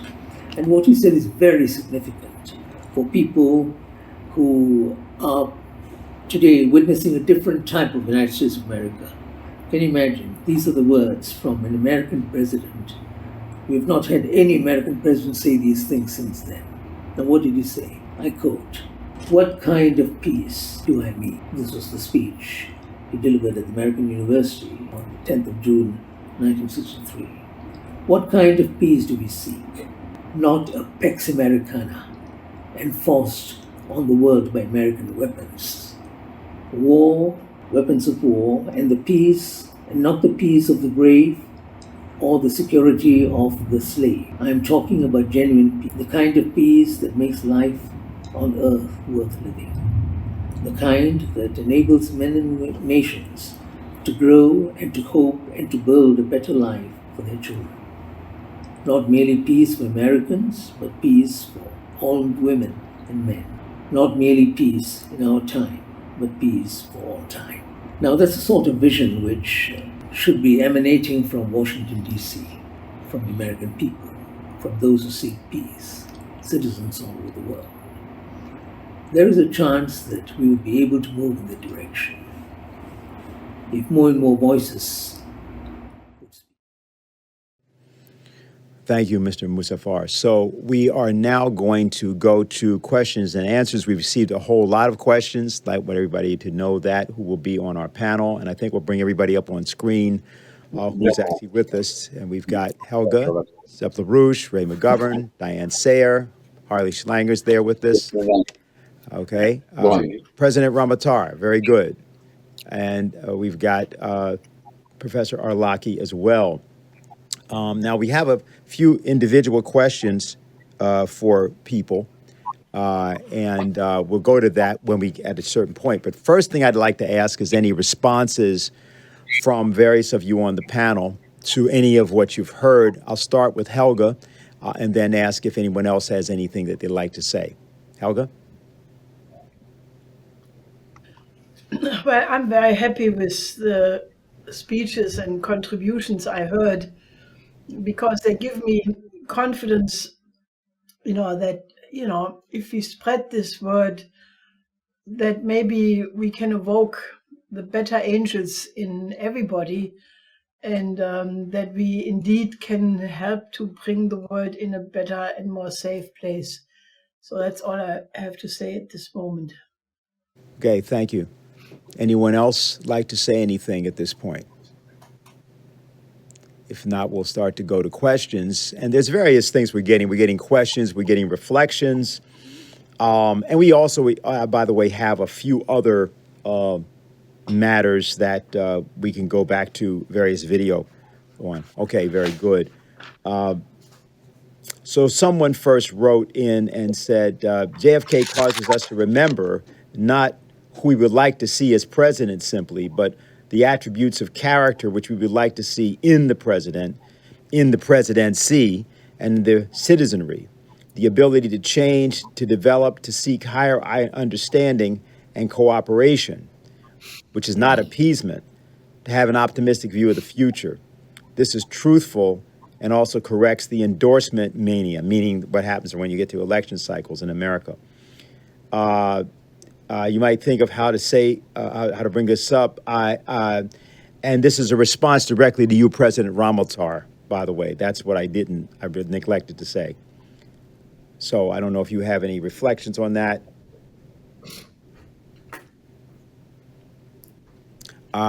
You're muted.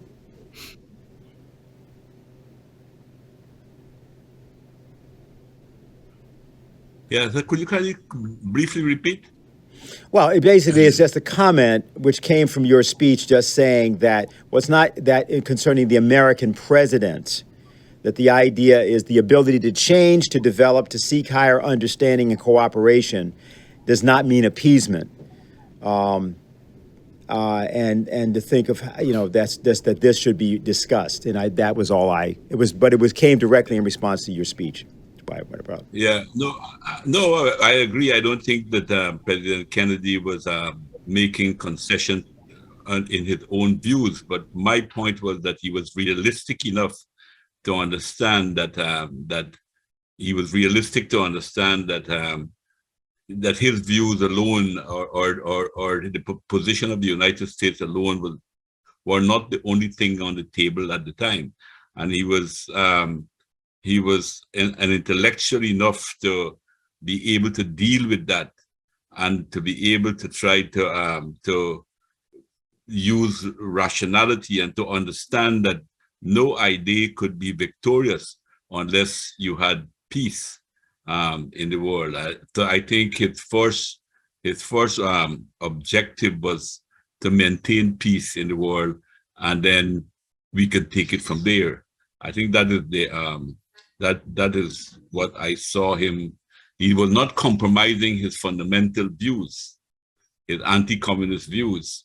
He was not compromising those, but at the same time, he was realistic enough to call for peace. And I think That coincided, in my view, with the thinking of the Soviet leadership at that time, and that is why they were insisting on peaceful coexistence. They were not compromising their views either, but they also wanted an opportunity for have a struggle of ideas within the context of world peace. Thank you. Yeah, thank you very much. Now, let's see. There's a question which is basically for you, Helga. It's from Tom. He says, I'm surprised with Putin's restraint, but how long is this patience going to last? My question is, what is it going to take to have actual peace talks? Is there anyone out there powerful enough to get the parties to finally sit down and end the conflict? Well, there are many efforts, you know. You have the effort by the Pope, which is very active. The Vatican is trying to talk to both sides, Ukraine and Russia. Then you have President Lula, who's forming a peace group of countries of the global south. You have the Chinese peace initiative. The Chinese diplomacy is extremely active.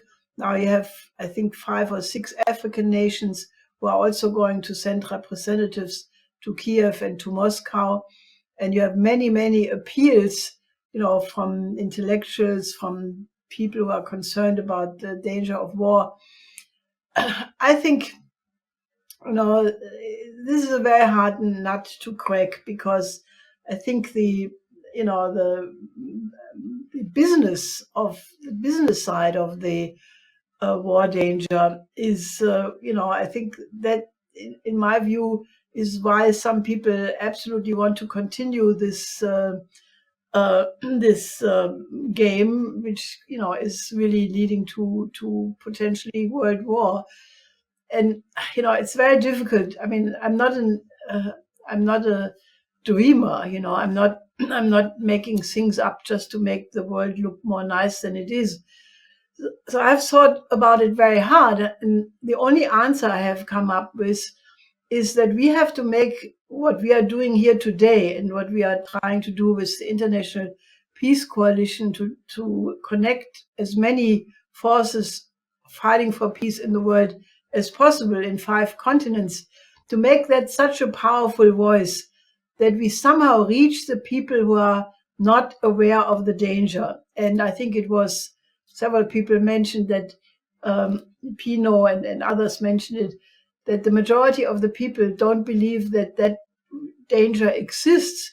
And that's because the propaganda of the mainstream media is really massive. I mean, Germany, I could give you every day long reports about how the media is manipulating every news item. It's absolutely, there is no more journalism, it's just propaganda. So the majority of the people who have not yet developed an own method of investigation, because they have developed a truth-seeking approach for their whole life, but people who believe what they hear in the media, what they want to be overheard among their colleagues and friends, we have to reach those people. And the only way how we can reach those so-called mainstream people is we have to make the chorus of people demanding the impossible, or seemingly impossible, that the United States must go back to the kind of paradigm which was represented by Kennedy, in a different way by Franklin D. Roosevelt, by the founding fathers, by John Quincy Adams, by Lincoln. That chorus has to be so loud that we are reaching the mainstream people, and that they say, wait a second, what is that? The vast majority of mankind, 90% of the world, are thinking not like we do, and they demand a different approach. And I can only see that as the only chance that we make the voices of the global south a much, much bigger factor in the equation, because that would be the new thing, because, if it comes from Russia, if it comes from China, it's being dismissed as propaganda. But if, there would be an absolute overwhelming chorus of voices demanding what we are talking about here, coming from Latin America, Africa, Asia, I think that has a chance to crack the thing open. That's my belief. Okay. Anyone else want to make any remarks on that? Okay, Mr. Arlacchi, I think you're muted. Are you all right? Thank you. Very good. Yeah, thank you. Thank you. No, I believe this is the central issue, what just Helga said. The difference between Kennedy's view and today's view by the political elite is exactly this. Kennedy was the head of an imperial power, perfectly aware of the situation, was not out of touch with the reality. He knew that his power had limits, and the main limits was the nuclear war with the main enemy. The fact that the nuclear war cannot be won by anybody is essential to understand the way of thinking of Kennedy and the way of thinking of most political elite of the time. Today we have media that produce just propaganda and wishful thinking. We have a tremendously inadequate political elite in Europe that is out of touch with the reality. There is no serious evaluation in Helga spoke about Germany, I can talk about Italy, but the situation of other European countries is the same. There is no real evaluation of what is the situation, of the possibility of Ukraine to win the war, and also of the major risk of a nuclear confrontation. This is written in the Russian security document. They say that if Russia is going to suffer an existential threat, they are going to use all the armaments at their disposal. Russia was not in the same situation during the Cold War. They knew they could be annihilated, destroyed by American bombs, and vice versa. Today, they believe they suffer an existential threat. People can easily question that. No, it is not this way. It is just an issue that they attacked. They are the aggressor of Ukraine, and that is it. And no one has an intention to invade Russia or attack Russia from Europe, from any other places. This is absolutely nonsense. This doesn't matter what you think or I think about Russian perception of an existential threat. Is what they think. And they think they are in this situation. Ukraine is the same. Ukraine government believe the same. They are in a situation of existential threat. In this situation, it's extremely difficult to speak about regular compromise, a negotiation that end up with the peace treaty. Also because there is the president, the terrible president of the Minsk, the false agreement at Minsk that destroyed any possibility that Russia believes a serious commitment on the Ukrainian question by the Western powers. When Mrs. Angela Merkel and François Hollande and others, they say that they negotiated, they guaranteed the Minsk agreement, not because they believed that was a solution, but because it was just a way to buy time and arm Ukraine. They basically destroy the possibility that this war ends like many other similar conflicts. Large autonomy to the region that are suffering because of the ethnical diversity. This was the Italian situation with South Tyrol, that was an agreement that worked very well. Or in other situations, like, I don't know, Azerbaijan and Armenia, they are now negotiating an agreement in which the area in question enjoys very large autonomy, and but remain in the sovereignty of Azerbaijan. Like South Tyrol. South Tyrol was an Austrian territory that Italy got after the First World War, and the solution was this. The Ukrainian situation, in which you have almost half of the country, which is Russian speaking, is basically the same. Large, extremely large autonomy, rights to profess to speak their language and to have their political autonomy, but not change of sovereignty, limitation of sovereignty. This is the way international community solve these kind of problems. But now the chances to get this are almost zero, because Russia does not accept that. Russia does not believe that USA or Western powers will negotiate a Minsk III agreement. The Ukrainians say that they want to back all their territories, which is completely unrealistic request. So frozen conflict is, as I said before, is the most viable solution. But to arrive to the frozen conflict, we have to have a kind of solution on the battlefield, and this is the point where we are today. Okay, thank you very much. I think that Diane has something to say at this point, and then I'm going to introduce a new level of complexity into the discussion, but won't say what I'm going to do yet.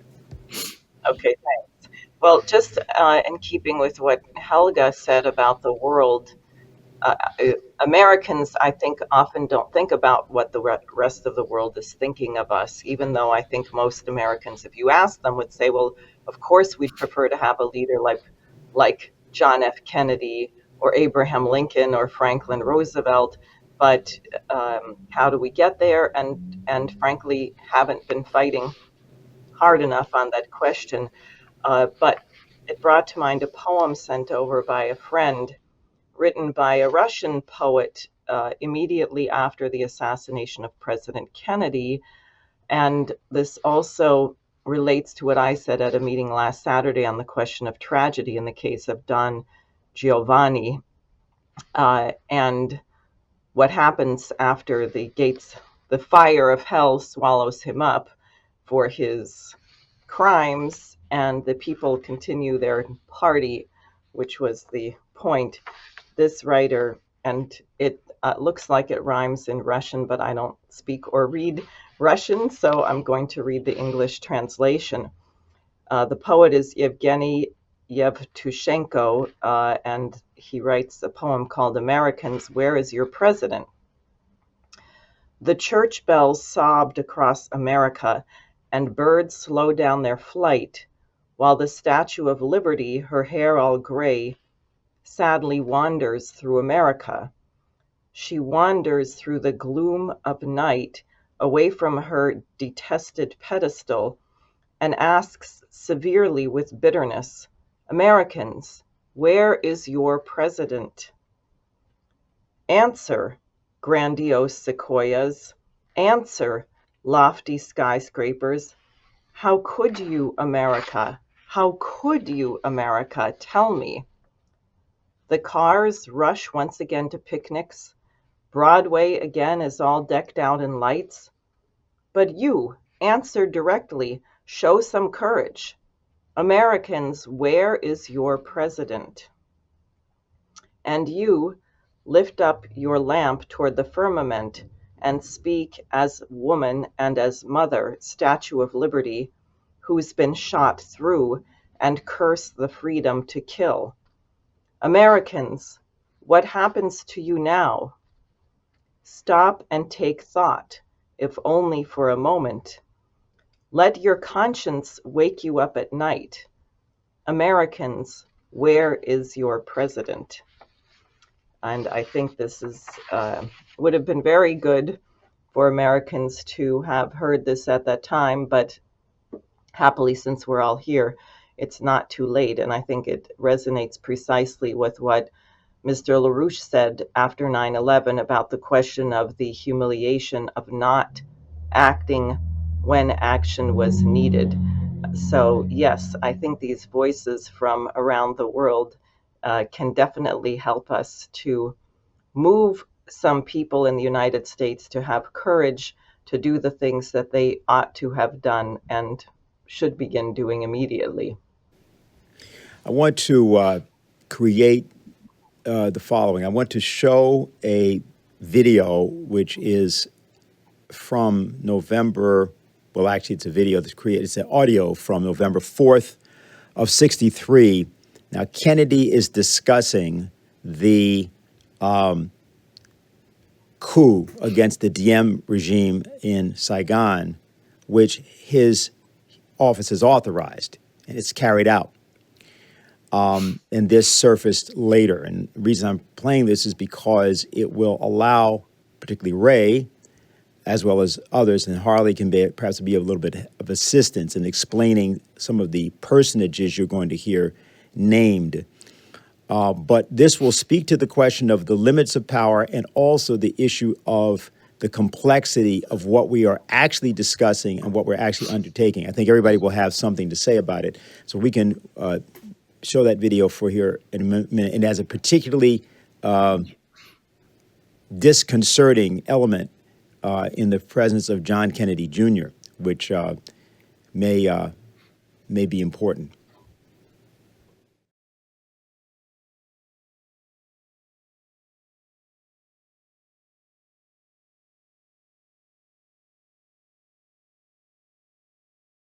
Monday, November 4th, 1963. Over the weekend, the coup in Saigon took place. Culminated 3 months of conversation about a coup, conversation which divided the government here and in Saigon. Opposed to a coup was General Taylor, the Attorney General, Secretary McNamara, to a somewhat less degree, John McCone, partly because of an old hostility to Lodge, which causes him to lack confidence in Lodge's judgment, partly as a result of a new hostility, because Lodge shifted his station chief, in favor of the coup was State, led by Abel Harriman, George Ball, Roger Hillsman, supported by Mike Forstow at the White House. I feel that we must bear a good deal of responsibility for it, beginning with our cable of early August, in which we suggested the coup. Period, in my judgment, that wire was badly drafted. It should never have been sent on a Saturday. I should not have given my consent to it without a roundtable conference in which McNamara and Taylor could have presented their views. While we did redress that balance in later wires, that first wire encouraged Lodge along a course to which he was, in any case, inclined. Hawkins continued to oppose the coup on the ground that the military effort was doing well. There was a sharp split between Saigon and the rest of the country. Politically, the situation was deteriorating. Militarily, it had not had its effect. There was a feeling, however, that it would. For this reason, Secretary McNamara and General Taylor supported applying additional pressures to Ziem and New in order to move them.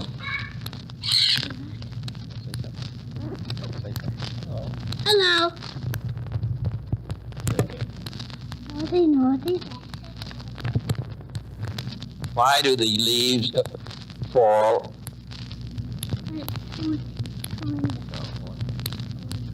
And why does the snow come on the ground? Because Why do the leaves turn green? Spring. And where do we go to the Cape, Mansport? It's summer. And then you're going I was shocked by the death of Zim and knew. I'd met Zim with Justice Douglas many years ago. He was an extraordinary character, while he became increasingly difficult in the last months. Nevertheless, over a 10-year period, he'd held his country together, maintained its independence under very adverse conditions. The way he was killed made it particularly abhorrent.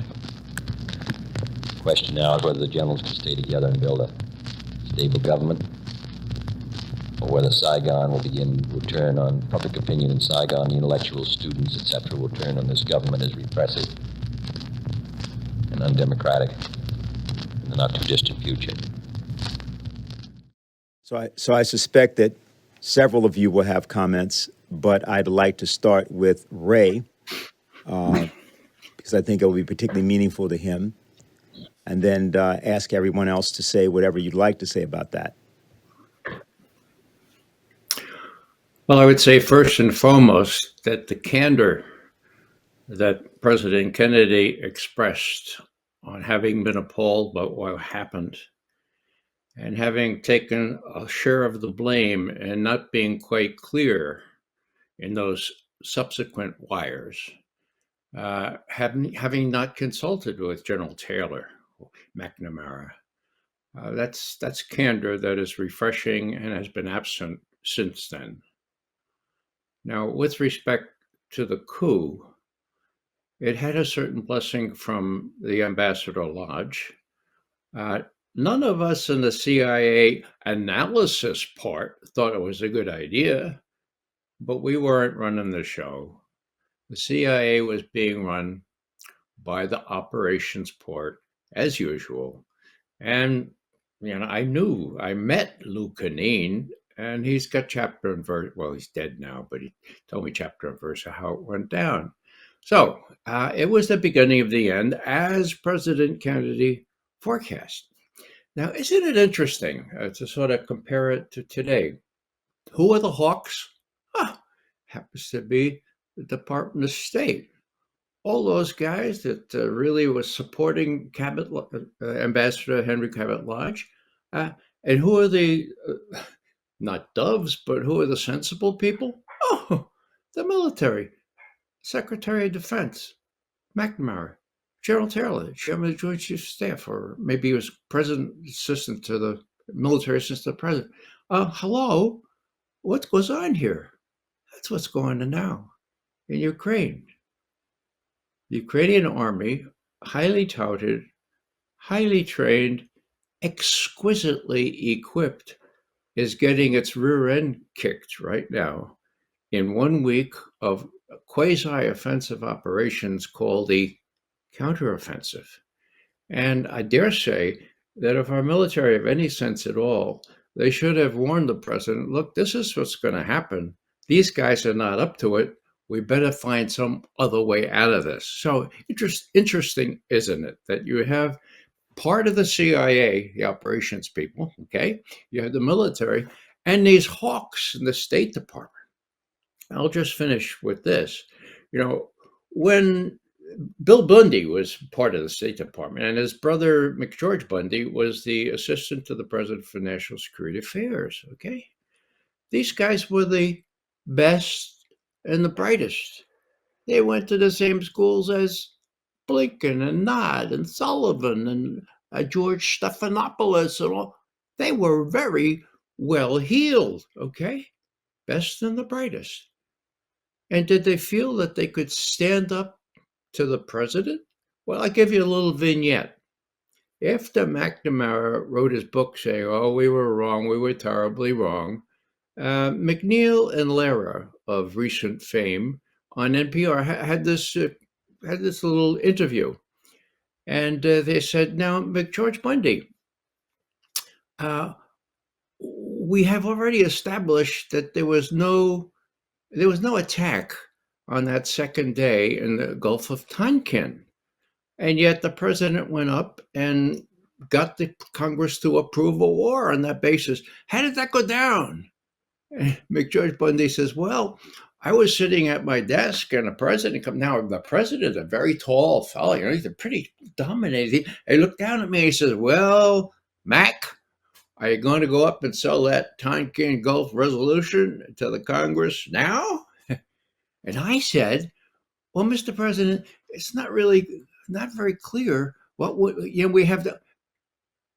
And the president said, looking down at me, "Mac, are you going to do that? Are you going to sell Congress on this, or are you not?" McNeil, "Oh, what'd you say?" "Oh, I said, oh, yes, sir, I would do it." Now, you get these people who are so enchanted by power, okay, and so convinced that they can make things work. You get them in positions of power, they will not stand up to a president, whether he's overbearing or whether he's non compos mentis. And so, you have a president now that really is not up to it. You have Blinken and Sullivan and Noland running this thing. It's going to come to a very bad end if at the end of this counteroffensive, all these tanks, Leopard tanks from Germany and elsewhere, tanks, but no tanks. They're destroyed. 50 to 100 tanks have been destroyed within the last few days. What will these best and brightest do now? Well, it's up to us to make sure they do the right thing and not double down. Last thing, this is very appropriate, very much to the point. John Kennedy had already approved 2 executive orders. One, to get 1,000 troops, U.S. troops, advisory troops, out of Vietnam by the end of the year, 1963, and the bulk of the rest of them by the end of the year, 1965.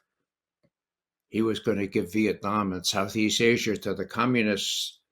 That's the reason the CIA was able to get the military in on this plot. We couldn't let the communists take over Southeast Asia. The president is being sort of traitorous. And so that's how all this stuff goes down. We have to get some honest people in office, but we also have to put pressure. If the thing is frozen, it's up to us to light a match to it, and get that thing to melt. That's all I'll say on that issue. Thank you, Ray. Anyone else want to comment? Okay, Harley? Just 2 quick points. This question that I think Helga mentioned it, that the leadership is out of touch with reality. If you want an example of that, look at Blinken's speech in Helsinki last week, where he welcomed Finland to NATO and went through a story about how Russia's isolated, Russia's collapsing, the Ukrainian people are going to be victorious. Who is he speaking to? Most of the world doesn't believe that. So on the one side, you have leaders, people who are making policy, who live in their own world. And most of the time, they're unchallenged. Now, what I found really striking about the Kennedy excerpt is, in a sense, he was thinking out loud. He was making his thoughts for the people he was talking to help him come up with a way of explaining it to the American people. Part of the problem with what Ray just said, Kennedy had these 2 executive orders. He was planning on getting out of Vietnam. The problem he faced was the political problem of the 1964 election. And so he was told by his political advisors that if he moves decisively in Vietnam to leave, it will have a negative effect on the 1964 campaign. And that's why he was postponing a decision, even though it's clear in what he's saying, especially his contempt for Henry Cabot Lodge, who, remember, was the vice presidential candidate against Kennedy on Nixon's ticket in 1960. It's clear he knew what he had to do. Now, we don't have that today, at least in any of the ostensible candidates running for president. And that's why it really comes down to the point Helga was making. We have to have a bigger, louder, better tuned chorus in the population. It doesn't have to be the whole population. It does have to be a significant number of people who are capable of waging a battle of ideas and a fight for truth. And I think this is the real question that we're posing today, is that everyone take responsibility for this. Don't wait for someone in the administration or someone in the opposition. If you look at the Congress, it's not going to happen. We have to think out loud, talk with others, think for ourselves, and then go out and discuss this as if our lives depend on it, because they do. Okay. I have 3 questions which I'm going to direct at some point to Mr. Professor Arlacchi. Before we do that, there's one other comment which I think probably Helga will want to respond to, and others might have something to say. This is from Loretta. I'll just give the first name. She writes, "Dear everyone at Schiller Institute, after reading up on the conference material, it appears that your anti-war effort is very one-sided.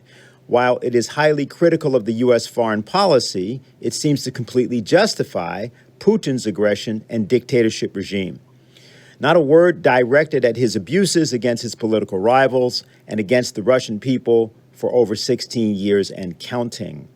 One of the testimonials speaks about losing faith in the election process in the United States. By contrast, there is no mention at all on how Putin carries his, quote, elections out in Russia. Furthermore, I noticed that you don't have a single reporter or guest from Russia. In my view, under the disguise of peacemakers, you are clearly playing into his hands. After reading your platform of peace, where you don't speak up against Putin, my questions are, why don't you direct your criticism and cries for peace to Putin? Is your view that he is the victim of the West, and who is funding and supporting you financially? Okay, so that is the question. So you don't have to take it, Helga. Others could take it, but I figured I would place that into play here. Well, I was asked by another interviewer a few days ago that, what I say about the accusation that I'm a Putin Versteher. That's a German word, which means, somebody who understands Putin. I think Ray said it at one point, that one should understand Putin, because, if you don't understand him, then you have a wrong evaluation.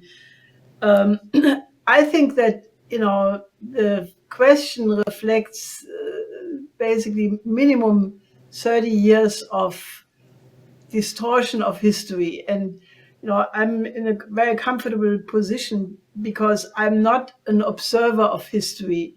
I take the pride that, my late husband and I and our whole movement, we were trying to influence the development of history. Lyndon LaRouche prognosed in 1984 that the Soviet Union would collapse if they would stay with their then existing rejection of a peace proposal. He had made the SDI, or what became known as the SDI, which was adopted by President Reagan on the 23rd of March in 1983. And he predicted that if the Soviets would remain on that course, they would collapse in 5 years. Now, that was pretty close to what happened. And, he also suggested in 1988 that the Comecon was facing a terminal crisis and that German unification would happen soon and Berlin should be the capital. That happened exactly 1 year later. And because we had worked on a reconstruction program for the period after this to happen, we were on the scene. When the wall came down, we were the only force who had a policy what to do. Namely, we suggested the transformation of the Warsaw Pact countries or the Comecon countries with Western modern technologies, which we called the productive triangle, Paris, Berlin, Vienna. And that proposal, while it was well received by the German industry and others, because of the geopolitical opposition, it did not become realized. But when the Soviet Union collapsed in 1991, we extended that and called it the Eurasian Land Bridge. Now, that proposal today is very much in affinity with what China is doing with the Belt and Road Initiative. This is a long and complicated story. The only reason why I'm mentioning it is because what we are saying is not some tea leaf reading from newspapers, but we have been on the scene. We knew firsthand, because we talked to relevant people, not only in East Germany, in Poland, in Czechia, in Czechoslovakia. So, when we are saying certain things, it is based on the authority of being time witnesses. And from that standpoint, I can say absolutely clear that, the promises by NATO not to move 1 inch to the east were broken. The NATO has moved 1,000 kilometers to the east. They're still moving east in the form of global NATO. And that is what is the cause of this disaster. We were also on the scene because, we had an interest in, developing the Eurasian land bridge to the Maidan coup in 2014. We followed it every day.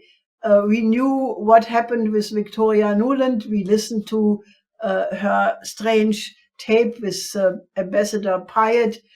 We heard what she thought about the EU, which I don't want to repeat here because I'm a lady. I think that the question reflects a complete bias on the, being fed by the media for I don't know how long. But I can only assure you, you better read up on your history. Okay. Ray? Yes. Now, let me just, since I'm in a personal vein today, let me tell you this. In November of 1989, the Berlin Wall fell down, okay? Wow! I became 50 years old a month or two before then, and I said, my God, mission accomplished. The Soviet Union is going to fall apart. Let me retire early. I could get an immediate annuity in their special program. I said I served enough time overseas. I retired in January of 1990. In February of 1990, I was so elated to hear James Baker, on the behalf of President George H.W. Bush, promise that he wouldn't move NATO 1 inch to the east. I said, oh, God, this is great, Ray. Go work in the inner city. Clap yourself on the back. You defeated the Russians. Everything's going to be all right. Even the CIA, which has been politicized, is going to have to reckon with these new realities, okay? Oh, so that's my background here. I retired really elated that the Cold War was over, that we had promised not to make it worse, that I have to concede, I had my doubts about the reunification of Germany, okay? I lived in Germany for 5 years. Some of my best friends are German, I have to say that, okay? But the notion that, well, I was alive for the whole World War II. Maybe I saw too many World War II movies, okay? But I didn't like the notion of a reunified Germany. Matter of fact, NATO itself was established to keep Germany down and unreunified, separate, okay? And Russia out and the US in. So this went across the grain of everything I thought. But then Baker made this promise. All right, well, it's going to be okay if they're reunified, if they don't move NATO 1 inch to the east. So what your questioner really needs to know is that this was a promise, a solemn promise that was broken. Now, one other little personal insert here. I was in Moscow, I guess 7, 8 years ago, been there several times. And I had a chance to ask Viktor Kuvaldin, who was one of Gorbachev's principal foreign policy advisors. You see him in all the pictures with Baker and all the others, okay? I said, Professor Kuvaldin, he teaches now at Moscow State. Professor Kuvaldin, why was that promise not written down? And he looked at me and he said, well, the standard answers are that the Germans hadn't approved it yet. And of course, it was about Germany, right? And that the Warsaw Pact still existed. Both of those are true. But Mr. McGovern, He looked me right in the eye. He said, "The real reason is that we trusted you. That trust is now gone." And Americans don't understand all that because they don't know the history. And that's a function of the mainstream media that has kept them deprived of an honest rendition of what happened since the Berlin Wall fell down, since that promise was made, since Putin took over and rebuilt what had been left of Russia after our Harvard boys and financial wizards exploited it, pretty much took out the oligarchs did their job on the Russian economy. Putin came in, started to repair it. It's well repaired now. Certain people in Washington and the West don't like that much at all. Okay, Diane? Sorry, I just want to say something in response to that question, because you used a couple words that ring alarm bells to me, and I don't know who this Loretta person is. Perhaps you do. Peacemakers, which is the English for the kill list, Mirotvorets, on which Helga and a number of speakers on this panel have appeared. And the typical FBI, CIA question, where do you get your money? So I think the questioner is suspect. I want to say that very clearly.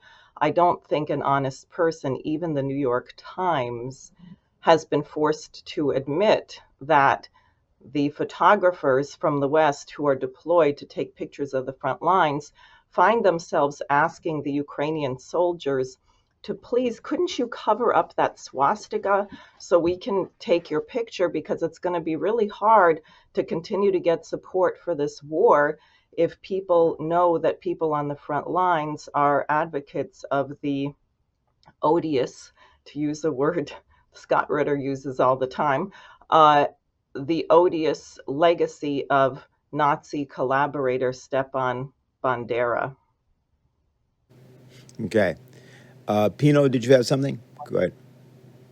Yeah, the question is that the typical product effect of the intoxication of public opinion that we have in Europe and in the United States. And I'm frequently asked similar questions. So every time I do an analysis, an opinion about the war, which is a war between great powers, and we analyze different positions, political positions, and so on, there is always somebody who you should declare if you are pro-Putin or against Putin.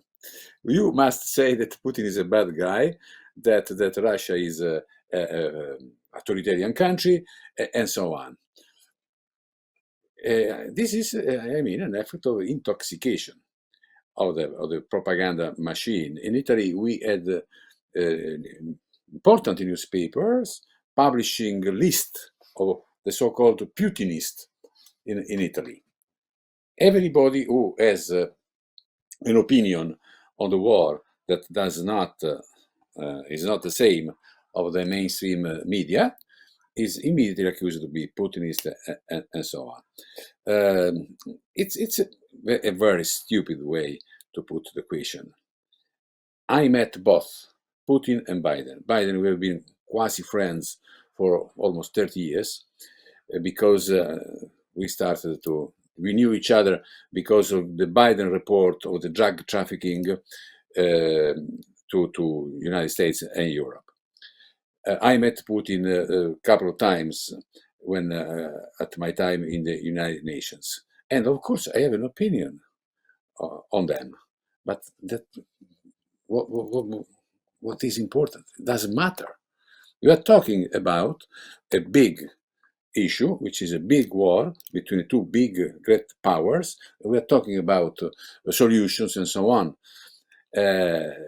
Why we should declare if I like Putin or I like Biden and so on? It's a really stupid way to put the questions. It's also an effect of the Cold War left over that we should have put apart. once and for all. Well, I'm glad that we've actually segued to you anyway, Mr. Arlacchi. We have a few questions. Two of them are very similar. This is from Adrian. Mr. Arlacchi, it was reported this week that opium production in Afghanistan has plummeted since the U.S. NATO pullout in 2021.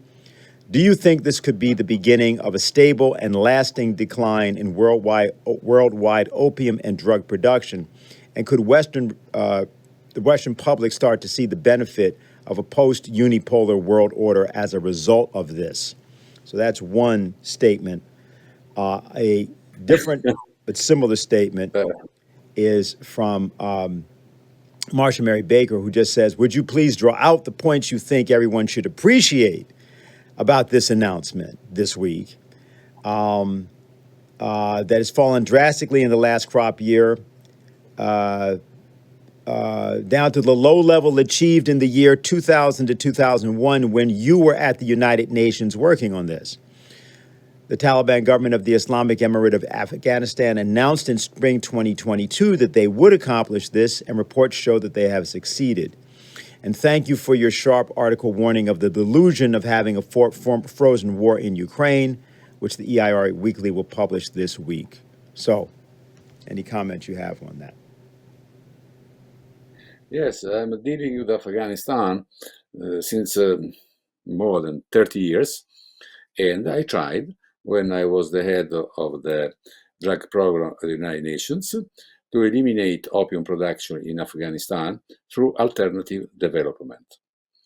And I negotiated a kind of agreement with the Taliban. At that time, we're talking about end of the 90s, and I mobilized the international community on making pressures on the Taliban, also on the issue of women's rights and all the rest, in exchange for international help to start an alternative development program of elimination of drug crops. In the year 2001, the Taliban they enforced the prohibition of opium production that we suggested to them, and there was almost zero production of opium in Afghanistan. So we demonstrated that it is possible to do that. Unfortunately, September, October, the same year, USA invaded Afghanistan. And the first thing they did, Mr. Rumsfeld and his friends, was to make an agreement with the warlords who were formerly controlling the drug production in order to fight so-called terrorism in Afghanistan. It means green light to the production of narcotics. Taliban were completely out of the picture. And after the USA invasion of Afghanistan, drug production skyrocketed again. Now I'm seeing that after so many years, USA withdrawal was followed up by an increase of opium production. In this case, it is totally unrelated with any issue like this. There was effectively an increase of opium production because it's an issue of not controlling the territory by the Taliban, because it is an issue of the nightmare which is Afghanistan today. So I would have been extremely surprised if in this situation drug production would be reduced or even significantly or eliminated. The Taliban, they don't have any kind of serious control of the territory. So even if they would do it, and their policy is not in favor of opium, is still, even with this new generation of the Taliban, against opium, but they don't have any kind of resource, strength, and so on to do anything significant in Afghanistan today. Yes. All right. We're going to, there's a sort of second question to you, and I'll go to that. Almost more like a comment question. This is from Hisham Khalid. And it says, what is your evaluation as an expert on international drug trafficking of the investigations also done by the LaRouche organization that have identified the so-called French connection as the executor of assassination attempts against JFK and de Gaulle. I don't know that that's precisely what we said, but that's what the reference is here. The questioner also is saying that is asking about whether there was any connections between those assassination attempts or assassinations and the assassination of the celebrated anti-colonial Italian figure and ally of JFK, Enrico Mattei. Okay, so it's both a kind of a question and assertion. So if you have anything to say about that, Professor Arlacchi? No, I don't have any definitive final Okay. ideas on that. It's mostly, hypothesis. Kennedy assassination, my idea is this internal issue. I believe that there was internal conspiracy against him, and with probably a kind of mafia, American mafia participation. Mattei's issue is completely international. Mattei was killed because he was he was seriously threatening the Seven Sister policies in Iran and elsewhere, offering different conditions and so on. And we have testimony by mafia people in Sicily who have been asked to the sabotage of Mattei's flight, of Mattei's airplane, by their friends, their cousin in America, that have been asked and paid by CIA, that in turn was working with the Seven Sisters. I wrote a book on this, and the testimony of this mafioso is extremely serious. He was considered a good witness for all the most important mafia trial in Italy. Okay, and what we'll just do as a way of doing a little bit of amplification of that is we have a section from Jacques Cheminade that we played a few weeks ago on the question of de Gaulle. But before I go to that, Helga, I just want to reference something that was also said, was a reference because of Marcia Baker references in her question that she also was part of Operation Ibn Sina. Another question, which is a little bit unformulated, is what was that? And it was the idea of the Operation Ibn Sina that you had proposed, an alternative to the war policy. And is that the kind of thing that you're trying to do with this notion of a security and development architecture? Yes, when NATO and the US left Afghanistan in 21, the country was plunged into an unbelievable humanitarian crisis, which unfortunately, continues to exist because 85% of the budget of Afghanistan had come from donor countries, and they cut it off because they didn't like the Taliban. So, the country was really, 97% of the people are food insecure. And I don't think that has improved a lot because, Taliban government is under extreme sanctions and no banking system and so forth. So I had the idea that, one had to, really end the misery of the Afghan people who have been under war for 40 years. And, I can only begin to imagine what it means if 2 generations grow up under war conditions. So I thought that the suffering had to have an end. And given the fact that, the Belt and Road Initiative is really developing a whole perspective to integrate the Central Asian region through economic development programs, and several projects are already on the way now. So I had the idea to encourage an economic development of Afghanistan in particular, with the idea that it should be connected to the person of Ibn Sina. Now, Ibn Sina is an absolutely fascinating person. He's one of the great medical geniuses in history, on the same level like Galen or Hippocrates, the Greek doctors. And he developed a canon of medicine of 5 books, which is absolutely fascinating. He lived from 998 to 1037, so about more than 1,000 years ago. But his medical work was the standard until the 17th, 18th century in Europe. He influenced a lot of philosophers in Europe. He's known as Avicenna in Europe, generally influenced Dante, Cusa, and many others. He's a very fascinating figure. So I suggested that one should have a development program associated with him. And, we are working on that, because I think this is still extremely important to be realized. Now, fortunately, there are some changes going on, which make it more likely that this could be realized. For example, due to Chinese mediation, there is now a rapprochement between Iran and Saudi Arabia. And as a consequence, a lot of the regional conflicts have become less acute, or there is a chance for negotiations. So, I'm very hopeful that, this region can be developed to a better future. Now, actually, we have 2 questions, one from South Africa and one involving Palestine. And I actually want to make sure we get these in. So though I said we would do this thing with Jacques, we will get to that.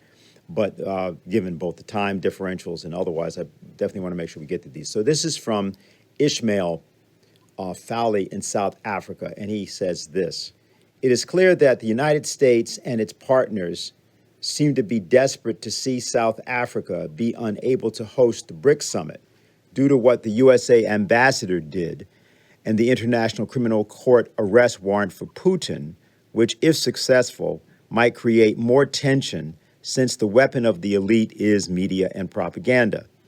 In addition to the existing African peace mission of 6 African governments, what else can the African states do further to ensure that the JFK world peace idea is achieved?" And I neglected to mention that one of the people that would respond to this would be President Ramotar. President Ramotar, do you have something to say about it right now? If you want to start us off. We're not hearing you. The opportunity. You hearing me now? Yes. Hello? Yes. Yeah, allow me to take the opportunity to make some other general comments in relation to some of the other questions that were made before. I think in some ways our task is even more difficult than our predecessors who were fighting for peace at the time of Kennedy and Khrushchev. Because if you remember just a little bit before Kennedy's speech, Eisenhower had made a statement warning America about the growth of the terrible military-industrial complex and what it could mean for the United States. And I believe that the killing of John F. Kennedy was the actual consolidation of that power that Eisenhower was speaking about. Because I think that Kennedy was probably one of the last presidents that was standing up to the military-industrial complex and standing up to the growth of the power of his own bureaucracy that existed. And look at the size of the American security forces. They've all, I believe, have become some level of Frankenstein monsters, like the CIA. It's no longer a body of just accumulating intelligence to help the American administration to make informed decision, but it has become a tool in the overthrowing government, of sabotage, and many others. And a lot can be said about some of the other agencies as well.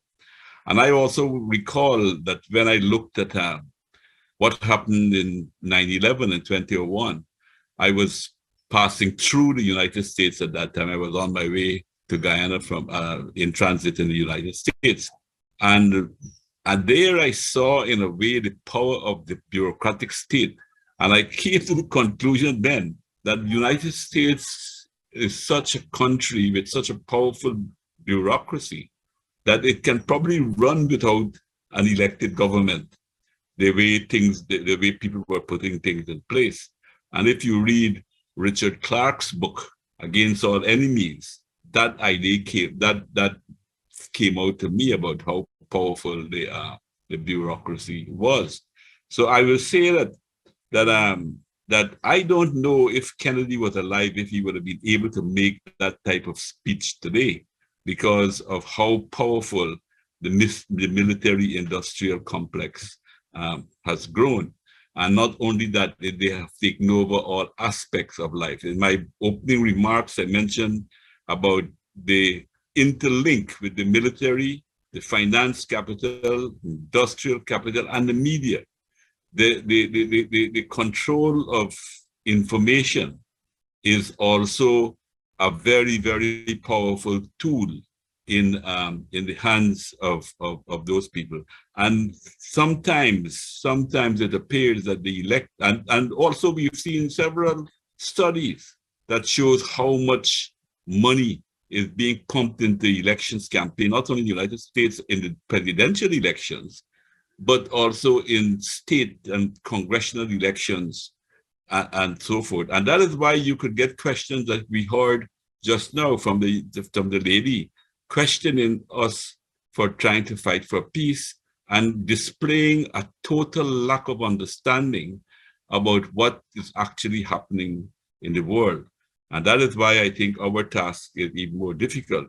There is a good sign that has recently been coming up in the question of the social media. And I've been seeing that, for instance, Tucker Carlson went on social media and he had, 88 million people listening to him. Now, what I think we should anticipate is what will be the response to that? What will be the response to the powers that be, the invisible government, as Philip Agee had called them? What will be their response to that in trying, because I don't think they will want to leave that by itself, that how they will try to control that to prevent those kind of independent views that are now on social media from continuing.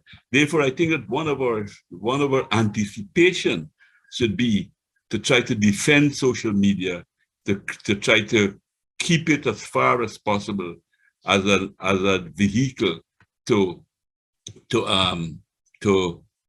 ensure that the promotion of freedom of speech, freedom of information can continue. And we should raise our voices very, very strongly in support of those independent media people who are often taken off of YouTube and taken off of different platforms of what is going on. So because that question that you had clearly reflects how deep the penetration of misinformation that exists in some of the main centers of the world, where you have some of the most sensitive things that are taking place. So that is one of the things I believe that we have to be focusing on, to collectively to come up with a strategy to defend social media and social information. There are some other people too that although I think there is some general disappointment with some of the behavior of some people that at one time showed promise, like people like Bernie Sanders and the Ocasio-Cortez and what have you. They've shown a lot of backsliding over this period, which also reflects the power of the state in these areas. And they themselves are becoming very cautious of not to becoming so radical. Bernie Sanders has practically abandoned speaking on international issues completely and concentrated only on bread and butter issues within the United States itself. So I think that we should probably try to encourage them to come out, because they have earned some level of reputation. They have earned some recognition in the society. And those are some of the areas that we should push for to try to get some of these things resolved. I don't know. Don't think I answered the question in a direct way, but I hope that some of what I've said would probably contribute to some of the answering of those other questions. Well, I'll just say the following about this. I see Ray has his hand up, and he'll probably take something up. What we can do is, I think we would go for about another 30 minutes, if that's okay with people. There are various questions. There are a lot of questions, but now we're going to start to streamline it. And I have a couple of things that might help to season things as we go toward the conclusion. So, Ray, if you want to go first, and then Pino, did you want to say something again as well? Okay, fine. So we go to Ray first, and then to Pino. Ray? Can you hear me? Yes. Okay. Well, I thank President Ramotar for his remarks, and what I have is really just a footnote. What President Eisenhower said in that farewell address talked about the military-industrial complex, of course, and he said how you can prevent the accretion of power by this complex, whether it's desired or not desired. We know it's desired now, okay? How you can prevent that. The antidote is a well-informed citizenry. Whoa, okay. The question that people have been referring to is an example par excellence of a ill-informed citizenry. And you can understand it. It's regrettable, but you can understand it. So here's Tucker Carlson. What are they going to do to him? Well, as President Ramotar suggested, it's up to us to prevent them from doing what they want to do to Tucker Carlson. We have this internet, right? We have a way of communicating. We have proof positive that it works. Robert Kennedy Jr., okay? 4 weeks ago, he had 20% of the possible Democratic voters. Huh? A lot of people here didn't know he had declared for the presidency. More recently, he had 30%. Oh, now it's up to 35. Where does he get that support from? The internet, from social media. So I couldn't agree more with President Ramotar.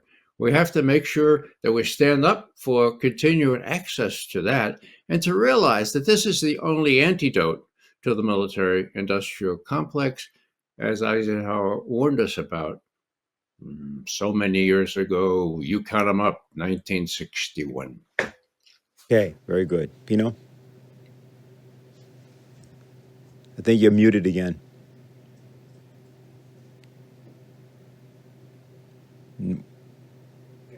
Yeah, we can't hear you. Please unmute. Yes, I have to correct a statement I did just a few minutes before, answering a question about Afghanistan opium poppy cultivation that increased according to the person with the question, and I agreed with that, after the American withdrawal. A collaborator of me just sent to me a report that occurred just a few days ago, so I was not aware of that, made by one of the major experts on the field of Afghanistan, that says the opposite of what was asked to me and what I said, because even experts like me can be victim of disinformation. All the information we got was that after the withdrawal of the Americans and the Taliban government, there was an increase of opium poppy cultivation in the country. This was based on guesses. Now we have a full investigation made by real people, by David Mansfield, who is a real, serious and reliable expert, that says, in the reality, an effective ban on poppy cultivation has been imposed in Afghanistan in 2023. And opium production will be negligible compared to 2022.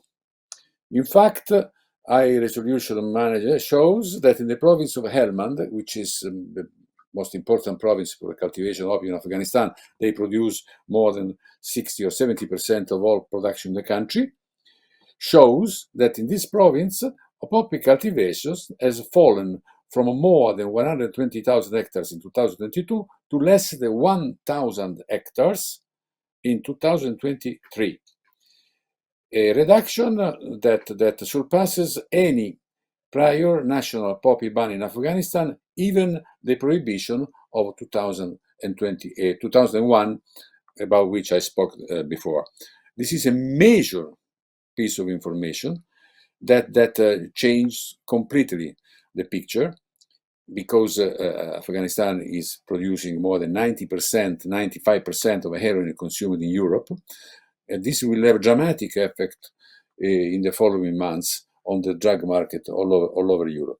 And this confirms what I said about the 2001, that the withdrawal or the intervention of the American forces had a very, very negative effect on opium poppy production. Thank you. All right. The next thing we're going to do is to play an excerpt from the interview that we alluded to from with Oiver Stone. And this is done in order to sort of, as we begin to wind down, put us back in focus on the American University speech, but also I think that Helga, Diane, Ray for sure, Harley as well, may have some things to say about Stone's reflections in this section. Partially it's on American University, but it's also about various things in the United States. And so we're going to play this here, probably not the full excerpt, but a portion of it, just to get some response from you. Thank you again for giving us the time and day for you to be interviewed by us. It's an honor and we appreciate it.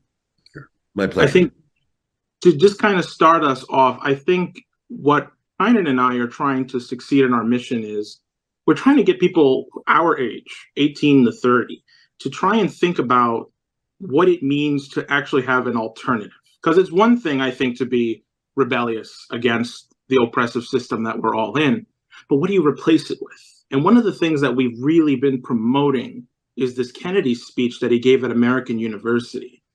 And I believe you're familiar with it. Is that correct? Yeah, sure. Yeah. And one of the great speeches of the century. And so it's the 60th anniversary of that speech, I think in 3 days or so. And what is it exactly, what is your characterization of that speech, its importance, and how do I get people my age to actually go to that as their vision for the future? The speech kind of went under the radar at the time, as I remember. It wasn't particularly noted until afterward. Kennedy had a very busy last 6-8 months of his life. This was many things were happening. It's interesting that he gave that speech almost a couple of days apart from when he gave his civil rights speech about the situation in Alabama. He gave a beautiful speech. You should familiarize yourself with that speech too, because it was one of the really first eloquent statements about civil rights, and it prefaced a lot of what Martin Luther King was going to say in his "I Have a Dream" speech. In fact, well, I'm sorry, it did come after his. Well, no, the "I Have a Dream" speech came in August, correct? August '63. No, it was right before it. It was actually a few months before it. You should read that speech because it's got grandiloquence to it, and he quotes Lincoln, and it's a beautiful speech. But his peace speech is extremely, to me, layered. It's a layered speech. He mentions many themes, among them reconciliation with the Soviet Union, and that was so important. And it was, as you know, it came after his near confrontation with the end of the world in 1962. The Cuban Missile Crisis. This speech said that we're on the path to get it together with the Cold War was a myth. He knew this, but I mean, it's very hard to move a country away from a Cold War situation when you're spending billions of dollars on on defense, as Eisenhower himself said. It's funny that Eisenhower spent the most amount of money, at the same time left behind a situation which he said was tragic. He said this is all the functions of state are going to be poisoned and contaminated by this relationship with business and the defense industry. And he meant it, and he was right, God damn it. So, and Kennedy carried that on, and he saw the same problem, although he didn't agree with Eisenhower on many things. And I think one of the most beautiful things in the speech was he recognizes the contribution of the Soviet Union in World War II. How many people were killed in the Soviet Union fighting the Nazis, fascism? He at the time, he said something like 26 million or something. But the truth is, now we know the numbers are going up. And the latest actual research numbers are something closer to 39 million, and something like 20-some million were soldiers. So it's quite a huge sacrifice they made. And that is what has played a huge role in the Russian attitude towards the West. And people, I guess, in the West don't really recognize that. They don't realize the 4 or 5 of every German soldier killed in World War II was killed on the Eastern Front, not on the Western Front. Now, that's not to say the West did not contribute. They did. Lend-Lease was very big to Russia. Lend-Lease, we were shipping them petroleum, all kinds of products, which was crucial to their effort and kept them going at a time when they were very, very deprived of everything. But you have to say the Russians did pull themselves up by the bootstrap. And Kennedy, he acknowledged the damage done to their country. He said 1/3 of that country, basically the Ukraine area, the whole western section of the country, had been decimated by the Nazis.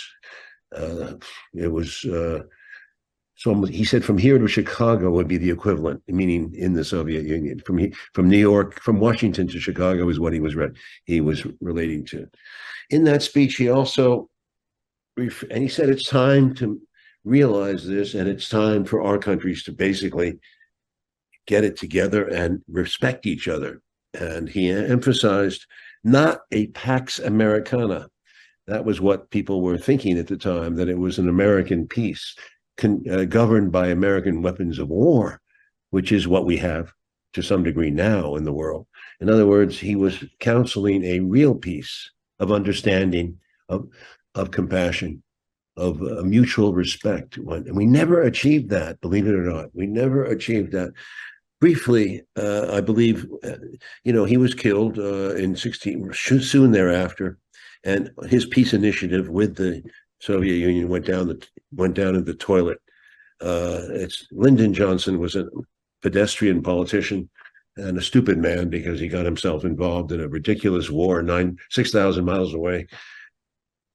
He knew, he must have known better than to do that, and he kept fighting it. He never gave up because America cannot lose.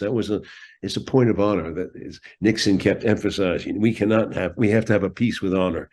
That peace with honor cost the Vietnamese millions of people, and it cost American lives quite a bit, and it destroyed a lot of the country in the sense of up here, our morale. We came back from that war, and I was a soldier there, much more callous about the world, we didn't consider at that time Asian people to be human beings in the same level that we were. I mean that it was a form of racism, but that existed, and it still exists. Now, of course, we've come to respect the Asian race because they made a lot of money, and they're very good at business and organization and society. And these people, but at that time, it was a whole other ballgame, and that war was one of the insanities of life that you have to live through. Everyone's going to live through some kind of insanity. I'm sure you will too, or you probably have already. But anyway, Kennedy's dream was shattered, but it still exists. It exists in the hearts of men and women and the young generation who he inspired. Ron Kovic, whose book I made, Born on the 4th of July, into a movie, was one of those people who was very inspired by Jack Kennedy. And many people were. And he's coming around now in history. Again, to be recognized. He was dismissed, marginalized by the shortness of his office by the historians, saying that he was a good speech guy, but he didn't really accomplish anything, which is really unfair if you really look at what he did. And we don't have time to go into that now. We're not talking about John Kennedy, but people like Noam Chomsky have just are not up to date on the research and all the things that Kennedy did and tried to do. And speaking to all the African countries, to Nasser in the Middle East, to Indonesia, Sukarno, he was really reaching out to the third world. You can say he was a third world conscious person. And he knew that there was a history of oppression against the third world. And he knew that the Russians were getting the better advantage of it because they hadn't been in Africa oppressing or colonizing the place. So Russia was much more appreciated by neutral countries in those days. But you couldn't be neutral because the United States kind of came down on you. John Foster Dulles' policy was that neutrality is appeasement. All right. So any comments that anyone would like to make on what you've just seen? We'll start with any of the Americans. Ray, I see you have your hand up. I'm an American, and I want to know about the financing, Helga, because if you guys are getting money for this kind of thing, I want a piece of it. After all, I make a joke, okay? I make a joke. Not a joke is the difference between John Kennedy and our present government in Washington. John Kennedy knew the worst of war. John Kennedy had an immediate sense of how he might have been partly responsible for destroying the rest of the world. He stayed firm on Cuba. He was not at all sure that Khrushchev would back off. Khrushchev did. Why? Because Khrushchev was smart enough to realize that for him, it was just a little gamble putting missiles in Cuba. For Kennedy, it was an existential threat. Now, if we look at that closely and we think about the situation today, Khrushchev was recognized by Kennedy as a human being. They communicated, albeit by teletype or Ambassador Dobrynin, but he was able to play on his humanity to make sure he realized how high the stakes were for the United States. Fast forward to now. Military experience, Blinken, 0. Sullivan, 0. Nolan, 0. Biden, 5. 5 deferments during Vietnam. That reminds me of, Dick Cheney had 5 deferments during Vietnam. Some of the others of us served. Big, big difference. So this is why it's really pretty perilous. Why it's so perilous here. The other thing that's mentioned here, that Oiver Stone very presciently mentioned, is racism. Why is it? Why is it that General Westmoreland, after Vietnam was over, spoke eloquently about how life is not precious in the Orient? Life is cheap. The Oriental peoples don't put the same price on life. I have the video clip. That's what he said. Now, what about these other Orientals, Chinese? It's the yellow peril again. It's so easy to do things like bomb people who don't look like us in Nagasaki and Hiroshima. if they don't look at us. So that's part of all this, okay? We ought to be cognizant of it. We ought to remember it. And it's so anti-American. If you get right down to the core values of America, it's so anti-American, it's hard to believe. So when My Lai happened and Cy Hirsch uncovered it, what was the report from the Army? What did it say? It said that between 345 and 504 Orientals had been massacred in My Lai. Orientals. So we have to get over that as well. Bottom line for me is that we have a very dangerous situation now where, unlike Cuba, we have people who are totally unfamiliar with war and its effects. And that puts even more a burden on us to make sure that we do everything possible to educate our fellow Americans and others to the perils of war and what's at stake as this team in Washington plays willy-nilly with threats of defeating Russia, not realizing that means nuclear war, and you can't contain nuclear war with little tactical weapons. That's all I have to add. Thank you for listening. Okay. I know Pino has something, but let me go to Diane first. He's definitely going to have something. Go ahead, Diane. A couple of things. I thought very striking Oiver Stone's comment that Kennedy's amazing speech went under the radar, and I'm certain that that's true. The people he was addressing, probably most of them at the time, had, in fact, all of them, hopefully all of them, had no idea that this president was going to be assassinated later that same year, and that what he was saying in that speech might have something to do with his future assassination. And I think it's worth considering the efforts, this question of censorship, what are they trying to silence? And again, I'll come back to Lyndon LaRouche and some of the remarkable things that he has said and done, which largely have been kept from the public. Ramsey Clark pointed this out often, and I think it would be worth it for us to consider not only the words of Lyndon LaRouche, but those words that are being spoken prophetically now or have been, that we should be studying and be taking more to heart.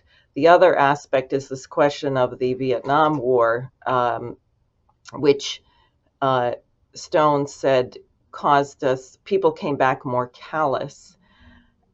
I think many people came back destroyed, broken, completely demoralized, guilt-stricken over what they had participated in.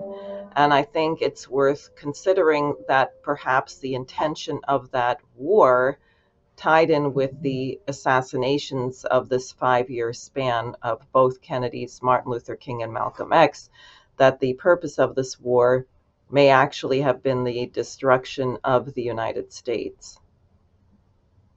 Okay. Harley, I think you had your hand up, then I'm going to go to Pino, I promise. Go ahead, Harley.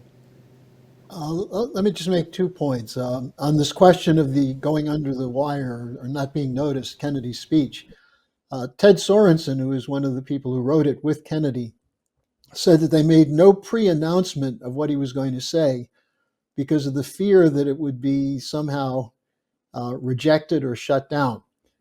And this is, I think, it shows the courage that Kennedy had in giving this speech, that they knew that they were going to run into opposition, or they would if the speech were generally known, but he gave it anyway. And the discussion on Vietnam that we just saw, he was prepared to move against the military-industrial complex of the time. Now, many people have written to me recently because I've been talking about this Kennedy situation, and they said, well, wasn't Kennedy really part of the establishment? Well, in a sense, he was. His father certainly was. He wouldn't have been elected president probably had he not been. But what he demonstrated was the courage to change, and change in some way that was there in the 50s with his anti-colonial views. But then as president, after the Cuban Missile Crisis, he changed. Now, this is important because of what we're looking at today. You asked the question, how are we going to change this?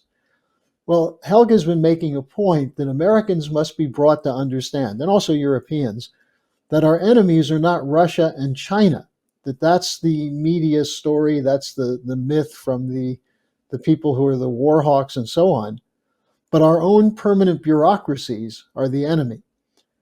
Now, in order to get people to come out and fight on that basis, the average citizen has to have the courage to change. Not just being content with having some talking points about it, or saying it's too hard to change or you can't reach people, but having the courage that was shown in the case of Kennedy, or especially in the case of Lyndon LaRouche, who had never shirked from taking on the big guys, the networks that we're talking about that were responsible for the assassination in these wars. So I think the point is that this, changing is what's human, and sticking to a position, especially when that position is being discredited by everything that you can see, is not courage, it's actually cowardice. So I just wanted to add that. Okay. Pino? Unmute. It is quite important to stress the difference between civilians and military people in the USA about wars. And this appears very clearly with the Ukrainian war. The only reasonable statement about the war has been done by some military person. They said that there is no way, no military solution to the Ukrainian war, so alternatives to military must be done. This is a learning process that the American military did after Vietnam.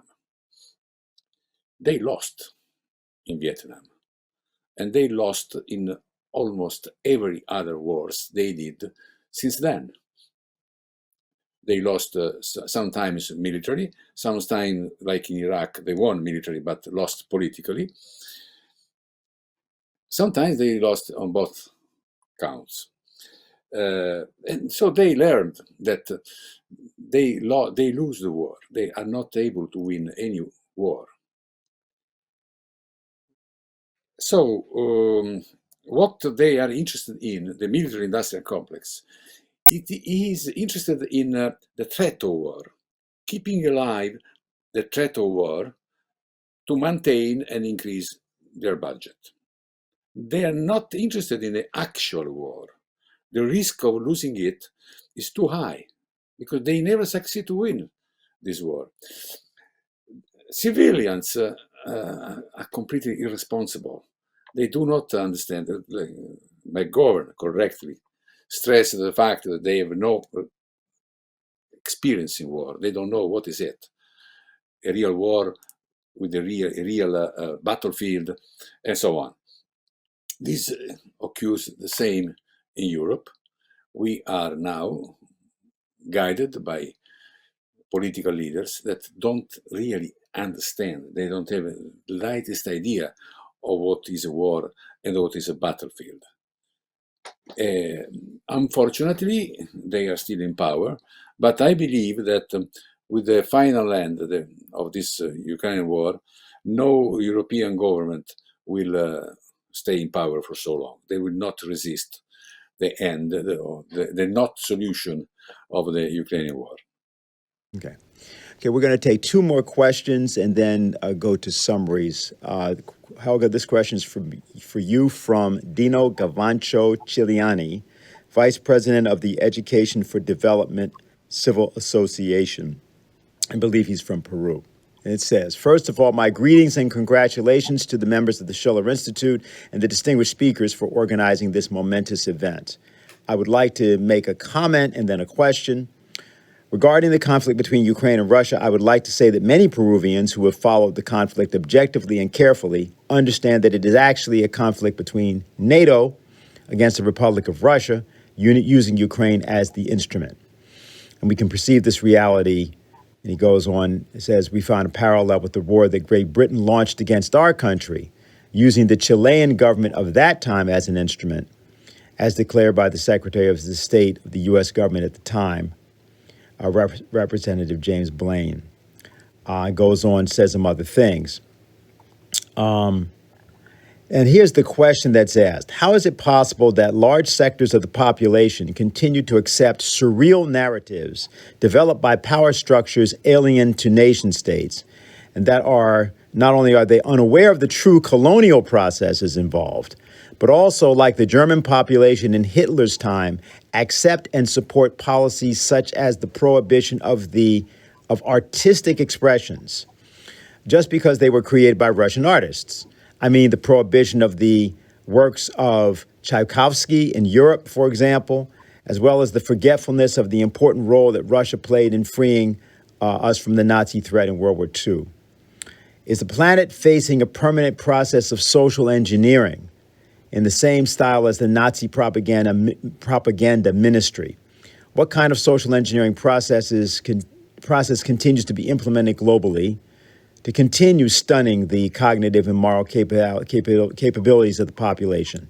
But the most important question is, how can the institutions of the planet work to immunize their populations from this apparent process of social engineering and distortion of information? What kind of cultural and educational processes should be promoted by nation states to raise the cognitive and moral capacities of their people? What is the recommendation of the Schiller Institute in this regard? It may not come as a surprise, but my answer is Friedrich Schiller. Because, the reason why the Schiller Institute is called according to Friedrich Schiller is because, when I looked at a name to give to the effort to create an institute for statecraft, this was in '83 when I thought it was urgently necessary. And by the way, I wanted to say that, even Kennedy talking to, people from, the intelligence apparatus, somehow, it's as if it would be natural that coups and subversion and all of these things are a legitimate part of power, like against Diem in this case. The Schiller Institute was founded with the idea that we need a completely different idea of statecraft, whereby you would not have coups and you would not have interference in the internal affairs of the other country, but that you would relate to the best tradition of the other. Like, when you're talking to an American, you don't want to talk about Vietnam crimes all the time, or the Iraq War, or whatever other things you could mention. You would talk about the high points of American culture, and vice versa. When I'm talking to somebody as a German, I don't want to be reminded entirely only about the 12 years of horror show of the National Socialism. I want to be reminded of Cusa, of Leibniz, of Kepler, of Lessing, of Schiller, of Goethe, even Goethe, but some good sides, Beethoven, and all these other great minds. And I think we have to gradually shift, or not so gradually, and really adopt a different mode, because I think that the foreign policy conception, which takes as granted the legitimacy of these coups and things like that, is an outgrowth of geopolitics. And once we move to the new paradigm, which is eminently on the horizon, a new relationship among nations, which the BRICS countries, for example, are trying to implement right now, and many of the Asian countries and the African countries are clearly, trying to establish. Then, you do not have the kind of zero-sum game where, the advantage of the one is the disadvantage of the other, and therefore you have to manipulate and blah, blah, blah. I think that's really part of an oligarchical way of thinking, which we must overcome. And I'm absolutely confident that we will be able to do that because we are human. We are not some kind of a 2-year-old or 4-year-old boy who permanently has to kick the knee of the other one to be the top guy. I think eventually we will grow up and relate to each other as, intelligent, morally developed people. So the answer to your question is look at the aesthetic education of Schiller and in a similar way of Confucius. And, there are some other such thinkers like Humboldt or Yuan,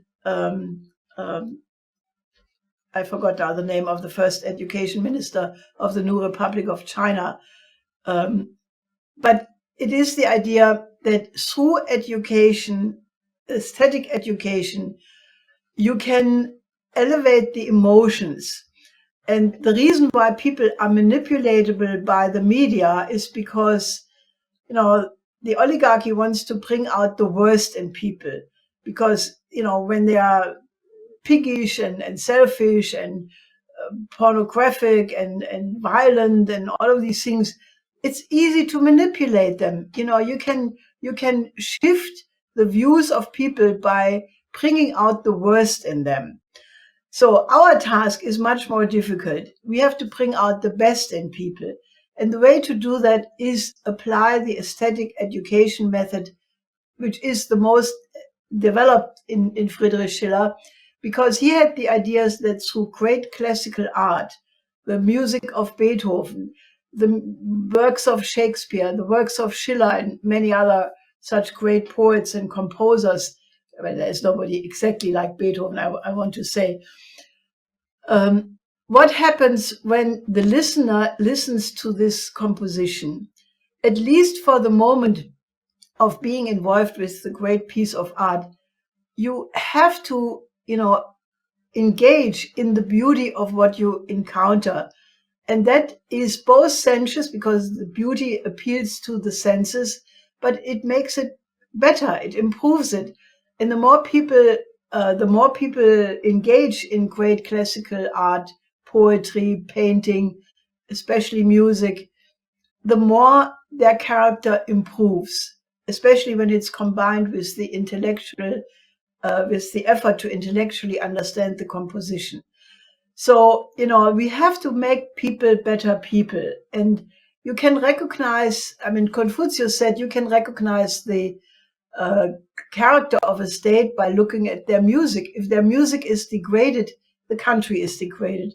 If the music is elevated, the country is elevated. So that is why I think we should get rid of certain ugly music. Like there is right now in Germany a big scandal about this band called Rammstein, which may be not so accidental because it has the same name like this base, which is the coordination center for the wars in the Middle East and elsewhere now against Ukraine.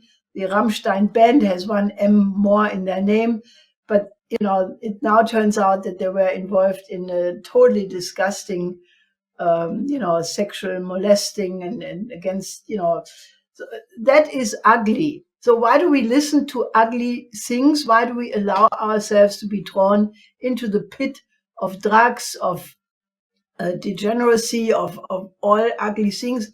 It hurts our soul. And our soul is a very precious thing. It has a potential. And either we protect it and we nourish it and we make it more beautiful, or at one point we lose it and then we are becoming like beasts. So the aesthetic education is my absolute best recommendation, because you have to change the way how people think. You have to ennoble their desires.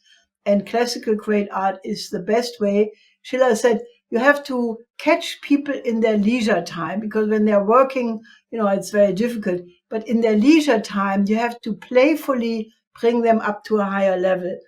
And that is, why the Schiller Institute, one of the many reasons why the Schiller Institute is called Schiller Institute. So please read Schiller. All right. The final question was from Sal Mansour.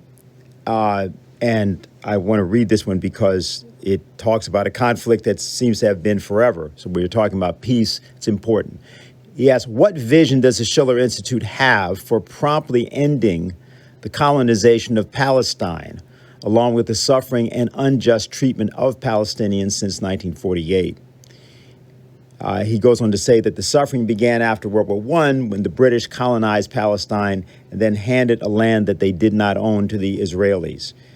And he says, I hope that the core of the Schiller Institute's vision, if one exists, is not based only on economic development, since this is not a dispute between two parties, but rather a very clear colonization project, like what happened in many parts of the world, South Africa, India, Algiers, etc. So that is what the questioner states. And as I said, since we are talking about as a whole the issue of peace, this is always a matter that I think we should not ignore. So I'm asking. So that's the question. Anybody want to take this up? Well, I see both Helga and Ray. So Ray, why don't you go ahead first? I was just going to say I'm not running for anything. I don't care about the Israel lobby, so I can say, look, it's time enough. We just marked the 56th anniversary of the intentional killing of U.S. Navy sailors during the Six-Day War. Okay, 34 sailors dead, 174 wounded by a deliberate Israeli attack. Do we feel no shame in having covered that up? We need to feel no shame in confronting the Israelis for what they continue to do to our brothers and sisters, Palestinians, on land that they have occupied for centuries longer than when the Israeli Zionists came in 1948. Okay. Helga? Well, realistically, I think it would require that the United States enforces international law, and that means the two-state solution. That obviously means what to do about the settlements, which have practically step by step tried to make that two-state solution impossible. That has to be undone. But I think it can only occur if the United States becomes a real America again, as it was intended by the founding fathers. And then, in the context of the development of the entire Southwest Asian region, starting from Iran to all the way to Syria, to Egypt, to Turkey, that region, which is now in a process of developing a different economic system, will create conditions in the next future, provided we don't have World War III, where the sovereignty of each state can be guaranteed by the economic development of all of them.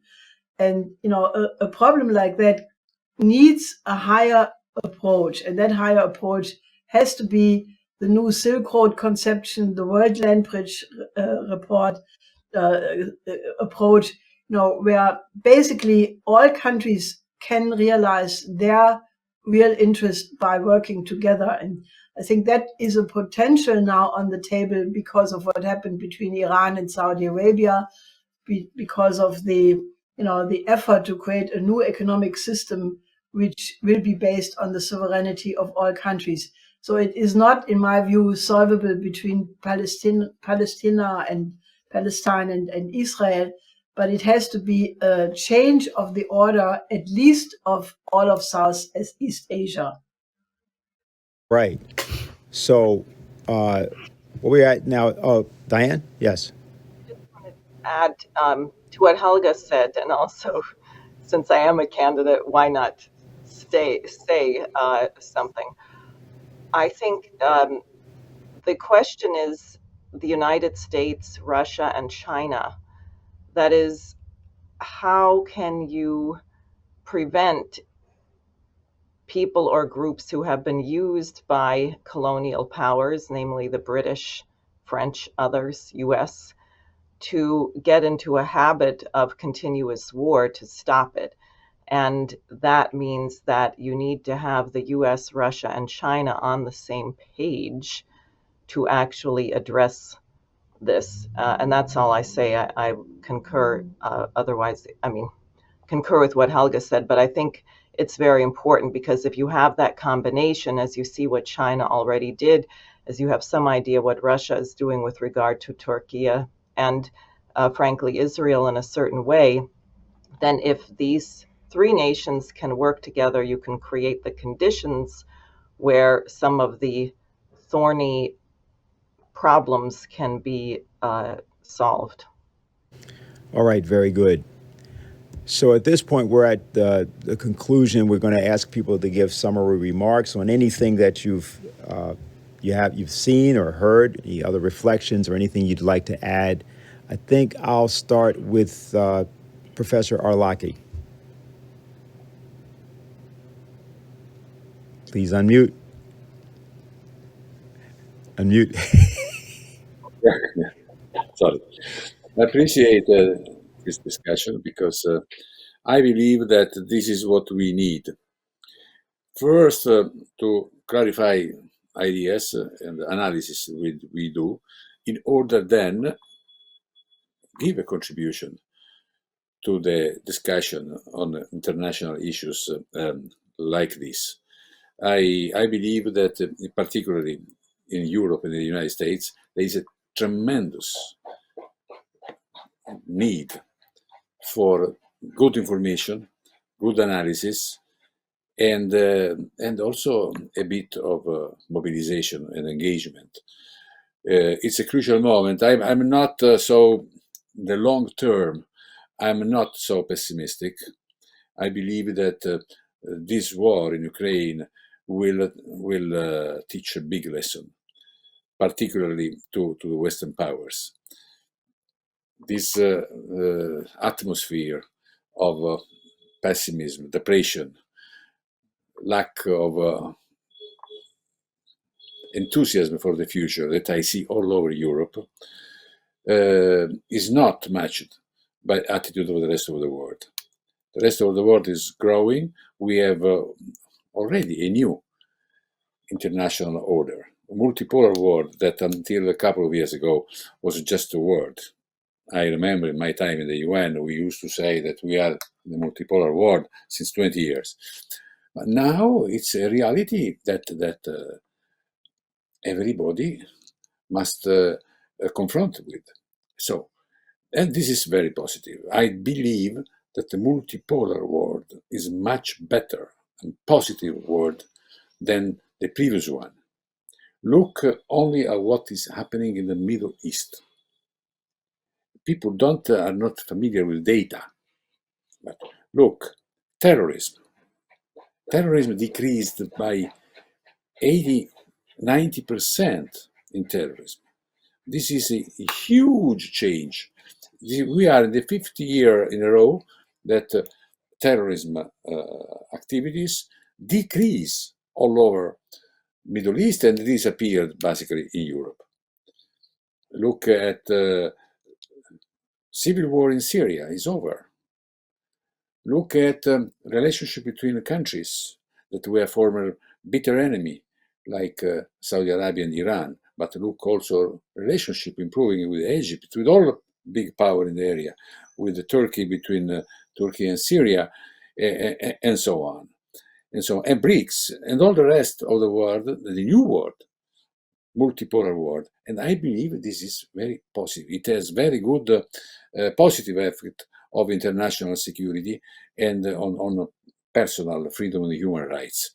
Look at the number of people who are killed outside, of course. Ukraine conflict is really a very bad exception to a trend of the world, which is not so bad, like people would understand. And I believe that we have also this task. It is important that we spread good analysis and good information. Thank you. President Ramotar? Oh, is he with us? Yes. Thank you very much. I have quite a lot of ideas running through my mind at the moment as we speak, but I must say that this conference is important, and I think that we have to continue to with sessions like this, but also to try to link it with whatever possibilities we have to do some of the more practical work on the ground that is very, very necessary, and to turn this movement into a mass movement. I also believe that we all agree, I'm not saying anything new, and we all agree that peace is the most important issue of our time. But I think in calling for peace, we must link it up with the whole question of disarmament, first nuclear disarmament, and then general disarmament. And that is what I think President Kennedy in his speech was also speaking about. I think he was expressing, implicitly, he was expressing some fear of what is actually happening today. He was trying to prevent proliferation of weapons. At the time when he spoke, it was only the Soviet Union and Russia, UK had a small amount, France had a small amount, but look at what is happening today. Nuclear weapons are being proliferated in different parts of the world. And I believe that that is one of the objectives of President Kennedy's speech, which we, I believe, must take up in a more aggressive way. That peace, we cannot prepare for war and expect that we will have peace. We have to prepare for peace by calling for disarmament and the removal of these terrible weapons that we have. So that is something I would like to say. I would like also to comment on the question of Palestine, which has been very close to my heart as well. Palestine is not only a colonial question, but it is probably on the highest level of a human rights question. Here is a whole people that is being disseminated, dispersed, and harassed, murdered, and killed every day. And all the talk that the United States administration speak about their love for American lives, they said not a word about Shireen, who was an American citizen, that journalist who was killed, deliberately killed by Israeli police. Not a word about Rachel Corrie, whose name is gradually being forgotten as one of the persons who stood up for Palestinian people and from some of the atrocities that has been come up for them. So I think their talk about their love of American life sounds very, very hollow when they don't say anything about real heroes of the American people who try to defend the weak and the powerless in the different parts of the world. And I think we have to do much more in solidarity with Palestine. And what is happening in Palestine today, I believe, in my own view, that it is somehow linked to the destruction of the Soviet Union. When the Soviet Union was there, as bad as it was never at this stage. But with the weakening of the peace forces in the world, this is what did the advantage that is being taken over the Palestinian people. I want also to touch very, very briefly, I know it's a very sensitive subject, and particularly for Americans, and the whole question about racism within the society. And I sometimes believe, I mean, we all have to fight to get rid of racism in the country.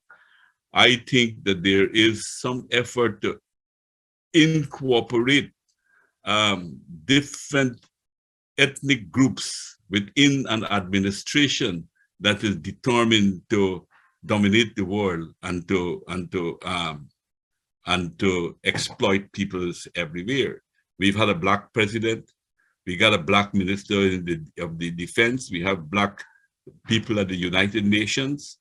In the United Kingdom, we have Asians in the top 3 or 4 position in the United Kingdom, but it is bringing no benefits to people anywhere. And therefore, I think I agree with Helga's position that we must emphasize more our common humanity, because we find that one race can be as exploitative and can be as destructive as the other. When you listen to the woman in the United Nations about Russia, when you see the Minister of Defense talking about these things, when you see Sunak Sunak in the United Kingdom taking the position that he's taking, I think those who probably thought that it would be a little bit better if you had different races in those positions must be sorely disappointed if they actually believe that, and not thinking about what is really oppressing us is the system that exists in the world, and it is the system that we have to continue to challenge. But as I said, our first call of duty is for peace, but we must not forget that it is linked with these other social struggles that we have to continuously undertake. Thank you for your attention. Thank you very much, President Ramotar. Harley? Well, Dr. Arlacchi was talking about the end of the unipolar order and the emergence of a multipolar world. I think, in fact, what we're looking at is the potential for a world in which nations act for mutual benefit. And we put an end to the divisions. Now, where do these divisions come from? This is why Mrs. LaRouche keeps stressing the whole question of geopolitics.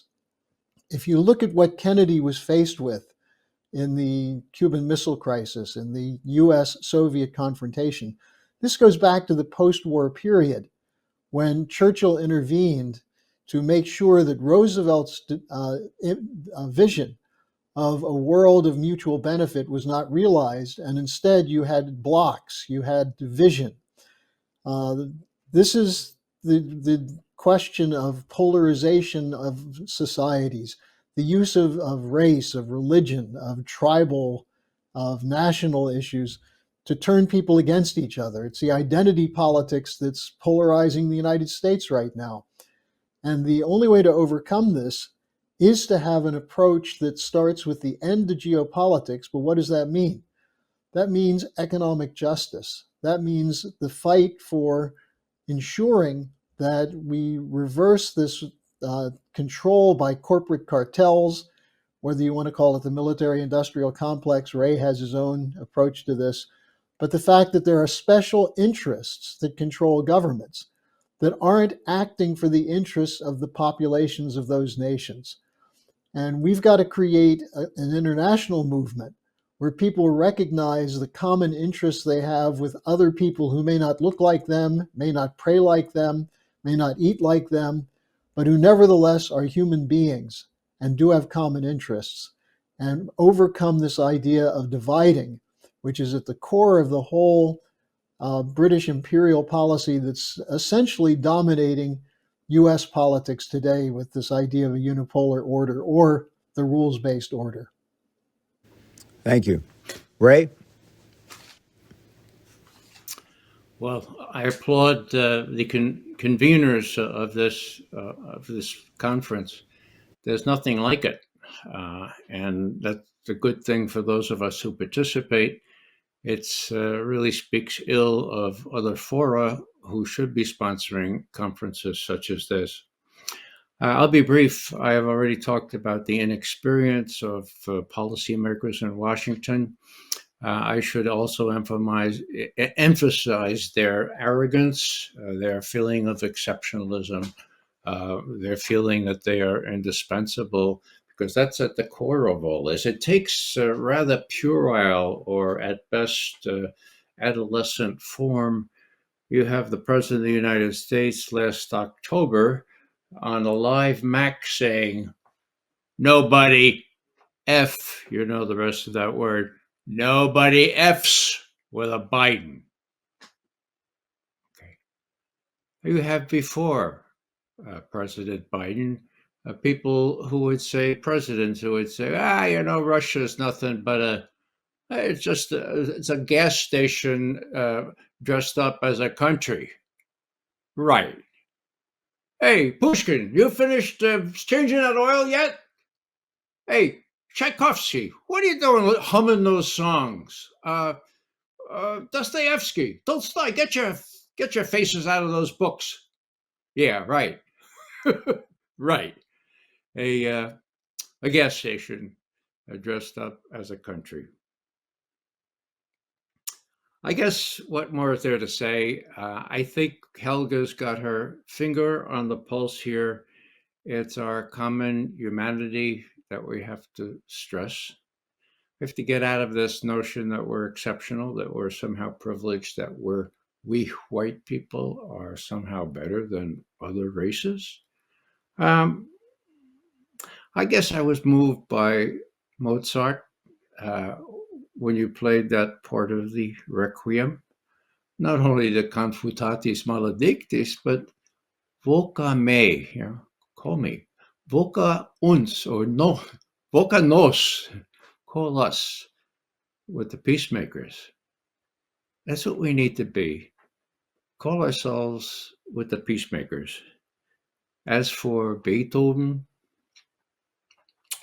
that famous Ninth Symphony that he wrote, that fourth movement, the words come from Schiller, Friedrich Schiller. And they are, of course, alle Menschen werden Brüder. All men and women are becoming brothers and sisters. That's a vision that we all share. Let's be optimistic for the future, because look around. Those of us who participated in this and those who are watching, there are enough of us. There are enough of us. All we need to do is do what we can, and the future will be a lot brighter than it appears at this particular juncture. I'm confident of that, and I thank you for your attention. Thank you very much, Ray. We very, very much appreciate you being with us here today. Diane? Well, on the one hand, I'm much more pessimistic than Mr. Arlacchi about the Western leaders. I think they are hopelessly pompous and arrogant. We see Henry Kissinger at the age of 100, and he hasn't really gotten any better. But I am more optimistic about the people. I think that the people may be learning a lesson from this, which is perhaps they shouldn't have tolerated these pompous jerks for such a long time, and they're going to figure out a way to change the situation.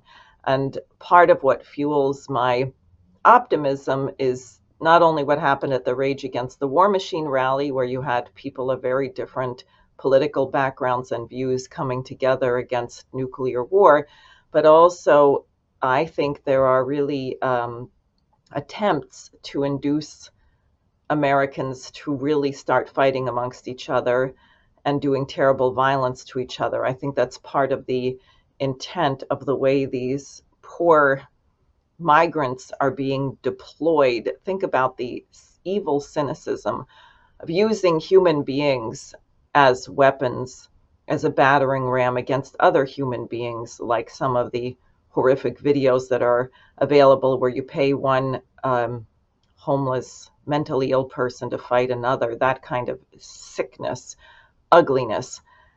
But in fact, they are trying to do this, or with the mass shootings, which are horrific enough, but they have not so far erupted into mass shootings where everybody has a gun and everybody starts killing each other, or where people are actually engaged in violence against the people coming here to seek asylum.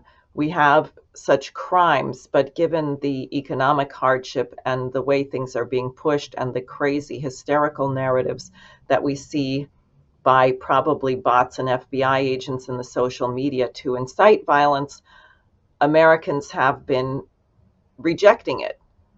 They don't want to do that, that people want unity, that people want community. And I think what's very urgently needed, and Helga had said this, and others actually, Mr. Arlacchi also, there is a better way, and there are billions of people on the planet who have discovered that it is possible to have a clean, modern city, that it's possible for people to have health care and good nutrition, and that we have to share with our fellow Americans and people in Western Europe who may travel a bit more but still seem a little oblivious, that the rest of the world is not really satisfied with living in the kind of conditions that we are coming to accept in the United States. And I think armed with that insight and a vision for a better future, that I think there is great potential and there's momentum already to throwing off some of the rotten, ugly axioms imposed on us by certain individuals and institutions. Thank you. Helga? Well, I want to, on the one side, really get people alarmed because Monday starts the Air Defender 23, practically parallel with Bolt Ops 23. And remember, Bolt Ops, the Navy exercise last year, was the cover for the Nord Stream sabotage. So one has to wonder what will be happening with Bolt Ops 23 parallel to Air Defender 2023. And then in July, there will be the NATO summit in Vilnius, where they de facto want to integrate Ukraine, if not, as a full member, but in all other functions. So this is a very dangerous time. And I would really urge you, look in our website for the International Peace Coalition. We will try to expand that, become a member of it, cooperate with us, because we have to make the international peace movement much, much stronger. And I think everybody is really required to make that work.